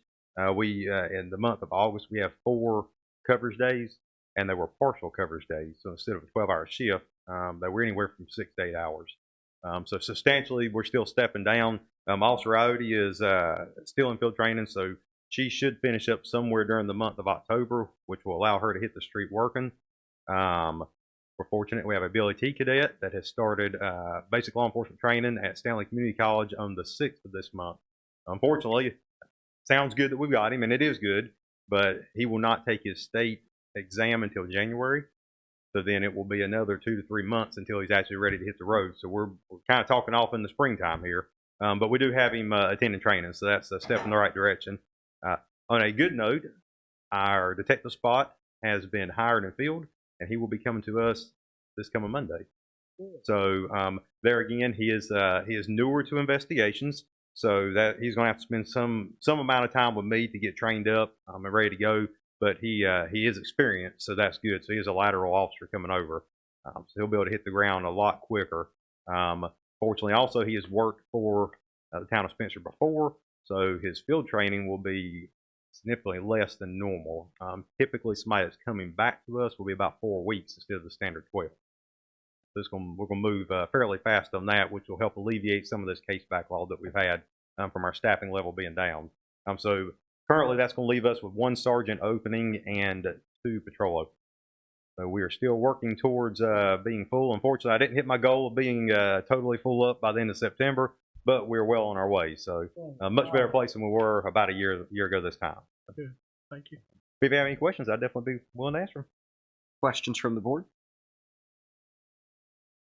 Thank you for doing that training last week, and I'm sorry that I couldn't be here to wear purple. Gotcha. Yeah, we didn't have. Well, unfortunately, a lot of people wasn't able to come to it, but that was good. Myself and Sergeant Leonard, I actually attended some statewide training on suicide and suicide prevention, a 2-day conference on that. So obviously, we try to. The big push now is for community involvement, de-escalation, and all that type of stuff comes about with these people that are in crisis. So we brought back a lot of good information for the guys from that training. So, we definitely appreciate everybody's support on that. I'll also point out along that line, United Way is hosting the End of the Light walk on October the 1st at 6, starting at 6 a.m., I believe. So more about that on their website. It's at Catawba College, and it's about mental health and suicide awareness. Thank you. All right, thank you. Thank you. All right. And I believe we have the Deputy Fire Chief here this evening for the fire update. Chief Lanning is in training this week.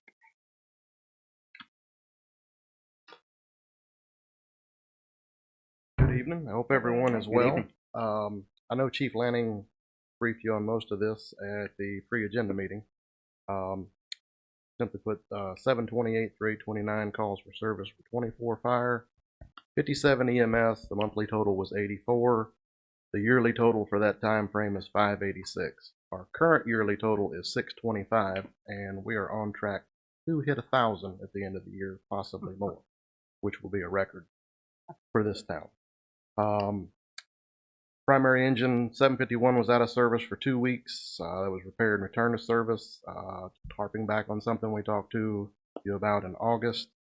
Looking at a replacement, we are now at 27 months instead of 22 months. The lead times keep increasing.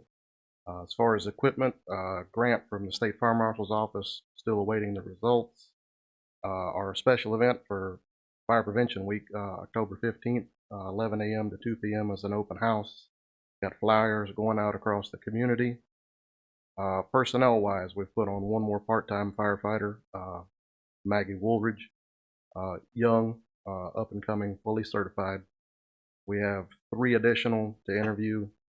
Still waiting on FEMA to announce the SAFER grant. Hopefully we receive that. If we don't, once again, staffing is going to be a big issue. One thing that we have coming up is League of Municipalities risk manager, TJ DeLuca. We're going to be going through a risk review program for all our policies and procedures. Biggest thing is to make sure we're in line with everyone else in the business. And the biggest thing that we're going to see out of this is a reduce in insurance premium cost after we're done. So, any way we can save money. I like the sound of that. Other than that, if anyone has any questions, I'll do my best to answer them or find an answer for you. All right. Questions from the board?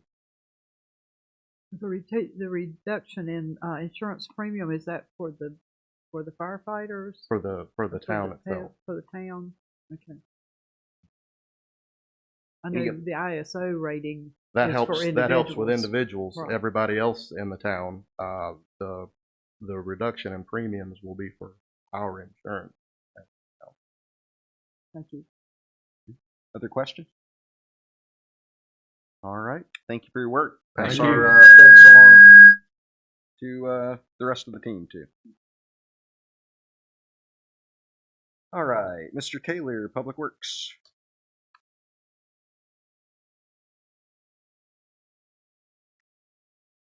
Good evening, Mayor, members of the board. Good Howdy, evening. howdy. If you see me hold it like this, it's because I forgot my glasses. So we'll get it out there where I can see it. All of our regular services are on schedule. Just a reminder, the leaf act will start the 1st of October. So you will not have to bag your leaves and stuff any longer for the rest of the year. So it will be starting on the 1st. But we do remind people up until that point, please put them in bags so it doesn't stop up the catch basin. We've had quite a few spouts of rain occasionally, and they're hard rain, and it'll wash them right down and clog them up. So just a reminder. And during leaf collection season, where do you want them? On top of the curb, not in the curb, please. That would be great. In the grass is great, and our leaf backs can reach them, and it keeps them out of the curb. So that's where we want them. The date of the fall mulch giveaway is on the 1st, October the 1st, and we will be here from 7 until 12. If anybody wants to come get it, and delivery is available. So if anybody would like to, they can call ahead and let us know. Right now I don't have any. So I'm hoping we get a good run because we're needing to grind and I need to get the mulch gone. So on September the 24th, there will be the 5K run to the river. I wanted to publicly thank TJ Brown for letting us borrow the cones because we're going to have a good span that we're going to have to cone off. So I want to thank him for allowing us to have the cones. The update on the CCAP, I have Bill Godley's got me a plan, so I've passed that along to Cindy. Cindy's getting me the information back, so we should be having a meeting with the homeowners fairly soon to see if that plan's acceptable. Then I'll be bringing a price to you guys to see if we can fit that in and make this happen. We want to get that taken care of. So another good news, we did have an applicant for our mechanics position. So we're in discussion with him now to see whether we can come to terms, and then I'll let you know and introduce you to him. A question for you guys though, the Polar Express is starting November 12th. Will be their first weekend. Last year we put the crepe myrtle lights on early for them. They're requesting this year that they want the lights, the bigger lights on the other side of the street on at the same time. That would be a question for you guys if you find that acceptable. Normally those lights don't come on until the parade. That's when those come on. So they're not talking about the Merry Christmas signs. We're not talking about the library. We're not talking about anything else. But the angels and the snowflakes are the ones that were discussed because they're going to have banners made. One for the Polar Express and one's for the Winterfest. And we're going to alternate those between if they wanted the lights on. So that's a question for you guys. For those that's about 2 weeks early from what we normally do. My thought is it helps promote not only the Polar Express but also our event. But it's whatever the board thinks. I love our lights. Okay. Well, then you'll see me putting up Christmas lights in October. So instead of November, normally I start putting them up on Veterans Day. They will have to be up and lit. I'm going to tell a secret on my mother-in-law. We actually decorated in September at her house one year. So very good. So like I said, the Merry Christmas signs will not be, the Christmas tree will not be put up until after Thanksgiving for the Winterfest event. So those things won't be in, but it will be the ones on the train museum side, and then our crepe myrtles, of course, will be decorated, and then our buildings like normal. Well, so, thank you for all that y'all do with that and accommodating those requests. Oh, you're welcome. You're welcome. I agree with you. I think it promotes a little bit better. So we'll be good. And I'll take any questions if you have any. One question on the run. When's it start? I believe it's early morning. 5 o'clock in the afternoon. In the afternoon. Yeah. So quick details on that. 3:30 here. I believe you've got a car event out there planned. 3:30 in Town Hall here. We will be doing a presentation on our Parks and Rec plan, and we'll have several community organizations that will be here with tables set up as well. And then citizens will be able to go around and go to different stations to learn about each of the individual park and recreation projects. And then at 4:45, the Pedal Factory in Salisbury, they are going to be staging a bike ride from here out to the Yadkin River and back. And then at 5 o'clock, we will start the race. It'll actually start on Yadkin back behind our building at Central Methodist, and it will go out Yadkin Avenue all the way to Kane Street, and then it will cut over on Kane Street to Highway 29, and that's where we'll have the outer lane blocked. We'll have volunteers for that, and then we'll also have police and fire assisting. And then it will end at the old finishing company site at the Yadkin River. And then at 6 p.m. there'll be a fun run on the Wilcox Bridge. The finish line will be where the finish line of the 5K race is. And then at 6:15 we'll be doing awards. 7 o'clock out at the river there is a sunset paddle with Roco River Adventures. And then in the interim, I believe from about 5 until 7:30 or so, there's going to be live music. There will be food trucks. New Serum will be out there all at the Yadkin River Park on the Davidson County side. Davidson County kicks off is doing their Creek Week the same week, and so this is a concluding event for all of us. If you need to sign up, ride? What time's the bike ride? 4:45. 4:45. Yeah. And if you need to sign up, it's on, I believe it's runsignup.com. You can look on the Creek Week website for the county. You can also look at the Salisbury Rowan Runners Association website, and it'll take you to a link. There's also registration the day of. Can you repeat that? Afterwards, I'll get with you. I'll send you a memo. I'll have Steve Blunt draft one for you. There you go. Very good. Very good. Y'all have a great evening. Thank you very much. Thanks. Thanks, Joel. All right, finance report. I see Mr. Softly has left us. I believe he has, but you do have the report. Still early in the year, so things are just starting to pick up. You'll note you'll note on the property taxes got a large portion right up front. Of course, that's likely due to escrow payments coming in and such, and people have between now and January to pay property taxes and them not be considered late. Okay. Questions on the finance report?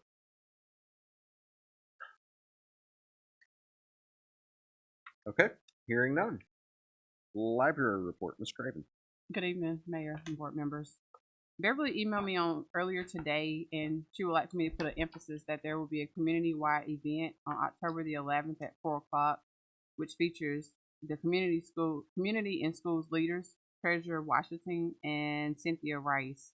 They're going to call the program Winter Wishes, and are asking for donations for warm winter hats, gloves, and sweaters for children of the ages kindergarten through 8th grade. And I believe this will be hosted at the library, and everyone can turn in any donated items gently used between now and October the 11th. And the report is before you. If you have any questions, I'll be happy. All right, thank you. Are there questions from the board? The date again was October 11th. October 11th. I think 4 o'clock. I sent all of you an email that. I saw that. Yeah. So it's got it on your emails. I forwarded it. Okay, thank you. All right, any other questions? Just today. I sent it like. All right, thank you very much. Town manager report. Thank you once again, Mayor and members of the board. Just a few items to highlight, and you may be familiar with some of these. We did an RFQ process for design services that was due at the end of August, and we received 9 responses to our RFQ from a variety of firms, large and small, architectural firms, landscape architecture, engineering firms, and some that do all of the types of services we're looking for, and some that do just a few. And so we're in the process of reviewing those. We actually have reviewed them, and we've identified a number that we do believe we should contract with. And the way it would work is we'll award on-call contracts with these firms, so that over the next 3 years we have them pre-qualified and available. As projects and tasks come up, we can receive proposals from them then to conduct the work that we need done, whether it be plan review, designing small projects, landscape architecture for some of our Parks and Rec projects, et cetera. So we're excited about that and getting underway, and that helping us continue to make sure we're developing our resources here up to the way we would like to. I also shared some information that we found out about related to our fire station expansion project. We've talked about that a few times. We had a discussion with staff from the city of Concord in the last month, and got a lot of helpful information from them. They have started making use of a relatively new project delivery method as it relates to how a project would be built. So the traditional design, bid, build process is probably what most folks are familiar with. Then came along a construction manager at risk process, which still has a separate design phase and then a build phase, and then there's another option that's come about in the last decade, design build, and that is where you upfront qualify and select a design build team. So basically, where a contractor and an architect show up together up front, and then they design the project hand in hand, and as it's not as it's being built, but there's a lot of coordination. And the advantages to that method primarily are that the quality is quite high of the resulting project, from what we understand, and also very good about keeping projects on time with timetables. And so we heard from the staff in Concord that this was very favorable, and the fire chief actually said he would never want to build a station a different way than using this process. And so with that comes some requirements from the general statutes in terms of establishing criteria and that sort of thing. I've provided to you, along with the report, what they've set up, and the language that's in here speaks to specific requirements that are outlined in the general statutes related to that. And so the question for you to consider is, if you think this sort of process sounds good and makes sense, then we can bring back some specific criteria for us that would allow us to continue proceeding down the path of our project for this fire station expansion. The other part that we would need to do to get underway is to update our space needs study that was done 6 or 7 years ago, to make sure we're going to ask for the right thing to be built, in other words. And so, because part of the requirements for the design bid, the design build process, is you have to know what you want to build up front. You can't say, oh, well, I want to hire somebody to help us figure it out and then design it and build it. We kind of have to know square footage and types of uses, what we're going to be building before we get into it. All right. Any questions? Questions? Yes, I do. Go ahead. Well, first of all, you're talking about what we're going to build and how we're going to build it and what square footage. I think I've talked to the fire chief. He knows what he wants as far as that goes. I guess the question is, and the $64,000 question is, how are we going to afford it? I guess is what we're looking at as far as that goes. I do definitely think there is a need for that, and the sooner we do this, the sooner I think we would be better off. But like I said, the $64,000 question is still looming. How are we going to afford it? And two, having gone through the agony of the first process and dealing with the architect that we dealt with, who insisted on a flat roof, which has cost us thousands and thousands of dollars over the years and still is not fixable. I would beg that when we go through the design process, that we get someone that knows fire department structure, and they will not put a flat roof on the new addition. That is a request from me, but many others. Yeah. Would we be talking with some of these folks who have responded to your request for quotes in conjunction with this design build process? It would actually be a separate process that we would use to identify a design build team. So I believe there are some contractors out there that specialize in this, and it would be a similar RFQ process though, where you spell this out up front, and what comes back are qualification statements from the design build team that would identify architects, contractors, and other professionals up front, and then it's that at that point becomes similar in a way to the construction manager at risk, where you have a guaranteed price established and agreed upon then with the selected team, and then from there the project proceeds. You still have to get 3 bids, or Let me, yeah, because this is what I do all the time. So real quickly, to clarify your question about the on-call, the intent of the on-call is going to be for smaller projects. When we have a large project like the fire station expansion, that would go out for a separate RFQ, just because we want people that are going to respond specifically to those projects and a specific approach, technical approach and team and everything like that for those. With the on-call, we're talking about smaller things that come up just as needed, whether it's a review of a plan for a subdivision, drainage, infrastructure, those sorts of things. And so we have a stable of consultants that we can go out to that are qualified based on who we feel is best qualified for those areas of service.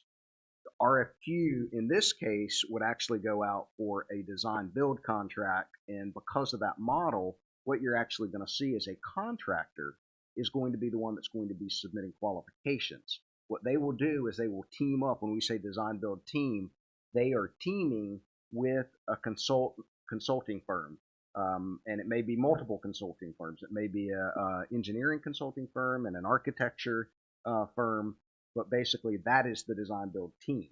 And so they prepare a statement of qualifications. And so instead of a bidding process, you are selecting the construction and design team similar to how you would do an engineer or architect based on their qualifications.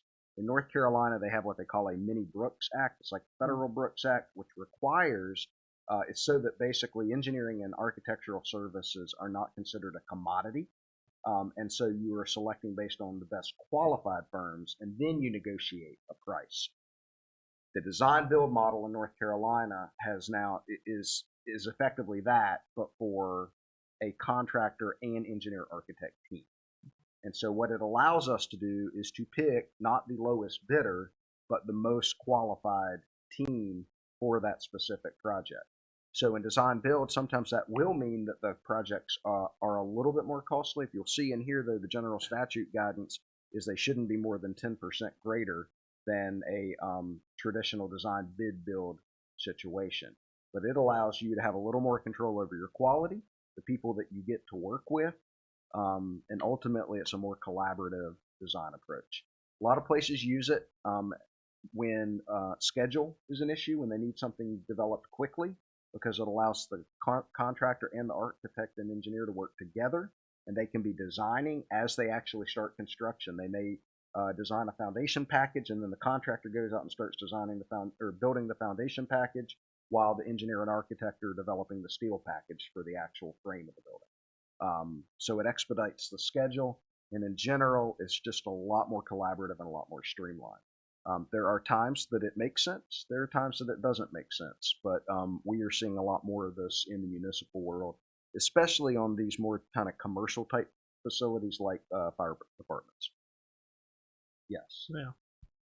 I understand all that, and I'm glad you enlightened us on all this as far as that goes. But the question is, what goes next? Do we actually pick a design team before we figure out how we want to pay for it, or what do we do? I mean, what's the next step? Yeah, process wise is what we need to do is actually that space. We need to come up with a conceptual layout for what we're going to need space wise, and so that's going to mean probably potentially with one of our architects on call, having them actually look at our space needs study, go through a design charrette type of process with the fire department staff and town staff, and sit down and talk about what they need. Right. From that will come a concept.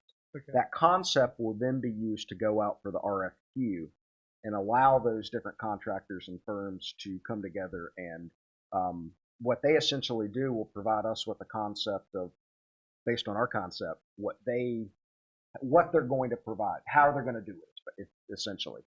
And so the one piece, though, is the funding piece. And so that's the other piece that Peter's going to work his magic on. Good.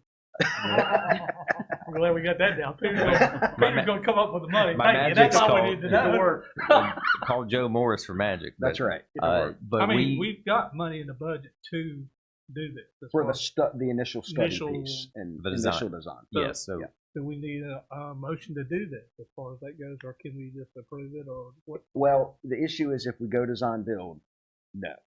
Because if we go design build, we can go ahead and move forward with the conceptual piece of it, the design charrette, and get that planning in action, yes. Yeah. But the actual project itself, I understand that. Right. But can't we use the money that we have budgeted for that? Yes. So we could certainly do that. And we also, the other thing that will come out along with the updated concept is likely updated cost estimates that will allow us to then pursue the other option. One thing, that's out there, for example, we use the USDA's program for the loan for this building. Something like that is likely logical to pursue again, or at least consider along with other methods. But we know there'll be some level of debt service involved in a project like that. So I think the order is concept and planning, funding identification, and then that's when we go out for RFQ. All right. Can we give the town manager the okay to do this? As far as I'm concerned, I already have it. Yes. Yeah. Last month. What I want to know. Like we're going to repeat it. But we do. But in terms of the consensus about this model and design build, is that approach sound favorable, to the group? I think so. I would say yes. The one thing we need to make sure, though, is if we are going to potentially pursue a program like the USDA, if that delivery method is going to be acceptable. Yeah. That's good. I don't want to pick something that then limits us in funding possibilities.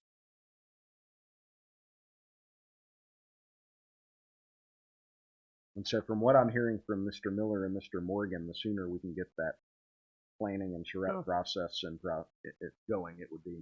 I mean, we've already got money spent for it, allowed for it, so we might as well do it. Don't put it off. Let's do something.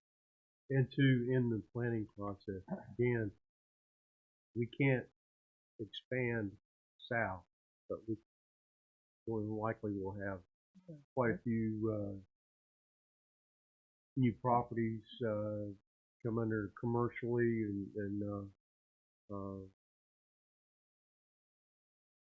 industrial. So it may be that we've talked to Chief Lanning about that. He says we do not, that we can, as long as the facility here has everything that it needs. He said it within a 5 mile radius. Right. Because we've gotten mutual aid agreements in place. But he said if those new development that we're talking about in town, he said we can cover it from our state. And so that being the case, we want to make sure that this facility is well appointed, well appointed and adequate size to serve not only what we have now, but what we are likely to be serving in the near future.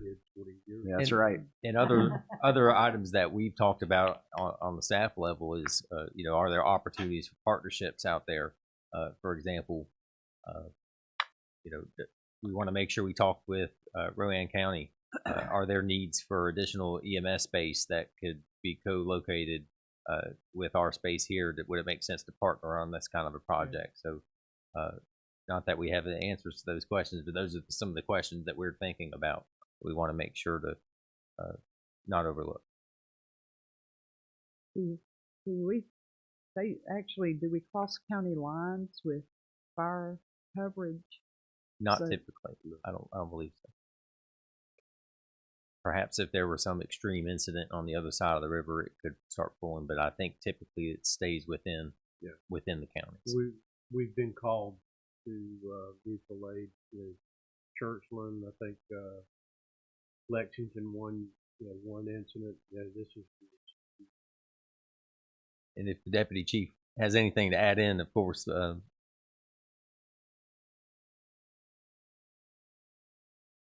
If you could come up and speak that way, if anybody's watching, they can hear you. Put you on the hot seat.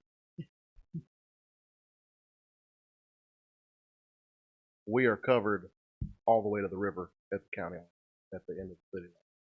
So going north, we have no issue. Naturally, going south, we're locked in. East and west is the big thing, I guess, for the future, as far as distance.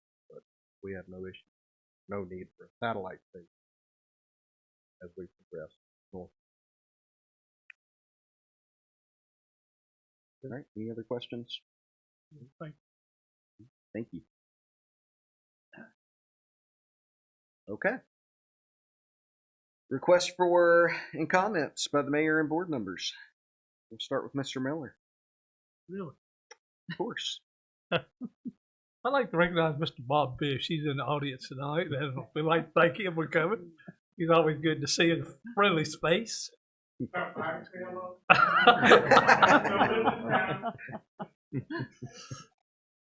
Good to see you back, Bob. Two things has happened since the last meeting, and it relates to the development of this town, and it shows a little interest that's going on in our community. And one of the pretty people involved is Sky Allen and her work, getting the work done over here on the walls. I know a lot of people have responded and gone down 5th Street and looked and stopped and watched them paint, and that's good. And it looks good from a distance as well. So that's a good positive thing. And the second thing, I'd like to thank Rob and Beth Nance for a new restaurant in town. And that's really turned out a lot of people coming in, and we've eaten there twice, and I've seen a lot of young people that we don't normally see in town, and that's good. That's good. I just hope we can encourage businesses to come along so they can do some shopping or something like that with that restaurant, because it's an excellent. If you hadn't tried it, it's excellent. So those are two positive spins on the town that's maybe not related to us, but it's still it shows a positive image for the town. Does anyone know if we've had any nibbles on our retail space? Yeah, we got 3 retail spaces, and they're still vacant after a year.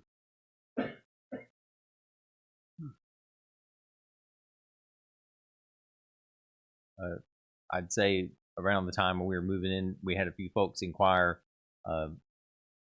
Nothing really substantial, but of course we did talk about this earlier in the year, and the thought that our space most adjacent to us we're gonna hold on to for now, and with the other spaces where we are hoping ahead is that perhaps it could be incorporated into a concept that would we're working on with other partners about the business incubator and the nonprofit center, and there's additional questions about that process, but nothing's been finalized or determined yet. But I'd say there's been some promising discussions that hopefully in the coming months we'll be able to bring more information to you about where we think that's heading. All right, Mr. Morgan. I appreciate your efforts. For those of you who don't know, we've had some problems with a tenant that occupies property north of town outside of our jurisdiction that made life miserable for a lot of residents that live in the Long Prairie Farms area. And our mayor has taken it upon himself to be an arbitrator between the owner of the property, who lives outside of the county, and the current tenant. And I'm hoping that this issue gets resolved in a positive way. But I would caution that this situation is very similar to situations that have happened in the past involving absentee landlords who own property in our town or just outside of our town, and the tenants that they put into those properties don't exactly gel with what's going on within our town, and cause more problems than they solve. And I would just hope that again, that this issue gets resolved quickly and to the benefit of all involved. All right, Mr. Howe. I'm going to pass. All right. Going once, going twice. Miss Sledge. I don't have a lot to say, but I would encourage everyone to take a good hard look and do their homework about the upcoming election. Absentee ballots, you can start now to request an absentee ballot. Early voting is still a ways away, but we do have people running for offices that affect us personally, in our community and in our state. So just do your homework. When you go to the polls, be prepared for voting on people who reflect your positions and reflect your beliefs, and just get out there and vote. And let's put up some signs in our yards so our code enforcement people can come fuss at us. Thank you, Ms. Sledge. Mr. Muhammad. I just want to say thank you to, first of all, the staff here in the town, the department heads, as well as Mr. Mayor, Board of Alderman, Town Manager, and the residents that came. It seemed like we had more residents here this evening showing support of what's going on here in the town, and excited about the Winterfest events that are coming and exposing that to more people that came last year, so it can be a joyous event that hopefully the town can continuously put on throughout the years to come. Thank you, Mr. Muhammad. Mayor Pro Tem. I'd like to echo what he said about our employees. I still think we've got the best anywhere around, and hats off to all of them, because you really go over and above what you are expected to do. And also, I want to give a big shout out to East Spencer and the Dunbar Reunion Committee. They had a horrible day. I was supposed to be in the parade, and I couldn't even find a place to park, and I had to come home because I couldn't walk 2 blocks in a row. But they had people lined up, even in that pouring rain, and participating. They still had their cookout. It went on, and from what I heard, it was a wonderful event. I know the Northland Band participated, but they had to ride on a bus. But they put a lot of work into that, and they usually do it annually, I think. So I'm hoping that maybe next year they'll have better weather. But they really did a great job. All right. Thank you, Mayor Pro Tem. Just a couple of remarks that I have. One is volunteers. We need volunteers. We do need some volunteers for the event that's happening on the 24th for the race. Kelly Everhart and Terry Smith, local residents, are reaching out to folks to help. We need folks stationed at intersections along the race route to monitor traffic and direct runners. And so if you have an interest in standing rather than running, this would be a great opportunity for you to help out. So you can either let me know or Kelly or Terry.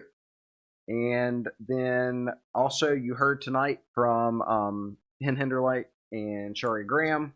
We desperately need volunteers for the parade. We understand that everybody wants to participate, but the other piece of it is the parade does not happen without volunteers. They told you a little bit about the financial aspect of it, and I think everybody recognizes Salisbury is a much bigger municipality than the town of Spencer, and so we are somewhat limited from a financial perspective of what our businesses and residents and things can actually financially give.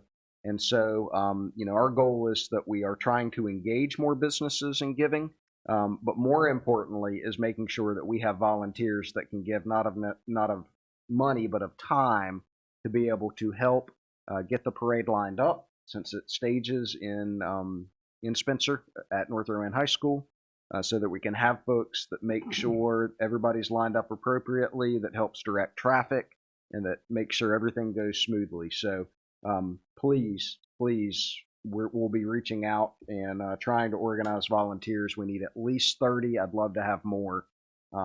So I will be working on rounding folks up. And sounds like you're the volunteer coordinator. For winter. Might be some overlap. That's what I'm thinking. I've got a list. I might have to pick your brain. And then finally, of course, as you heard from the Winterfest group, we are in need of volunteers to help with Winterfest as well. I will probably help in some form or fashion, but no, I will not be wearing lederhosen. Come on. The final thing is kind of going back to what Sam was talking about earlier. I just want to make sure all of our residents understand that if you have a problem or an issue, please let us know about it before it goes on too long. There have been indications that some of these things have gone on for a year, and we have just found out about them within the last month. So if you have concerns, if you have issues, don't let Facebook be the first time that you voice those concerns. Bring them to us so that we can actually have time to look into it and to hopefully resolve the situation. We can't do anything about it if we don't hear about it. So, all right. With that, is there a need to go into executive session this evening? Okay, so is there a motion from the board? So moved. All right, there's a motion, and that is for personnel, correct? Okay, so motion by Mayor Pro Tem. Is there a second? Second by Mr. Howell. All in favor? All right, all opposed? All right, we are in closed session. Thank you all for coming this evening. And come to the community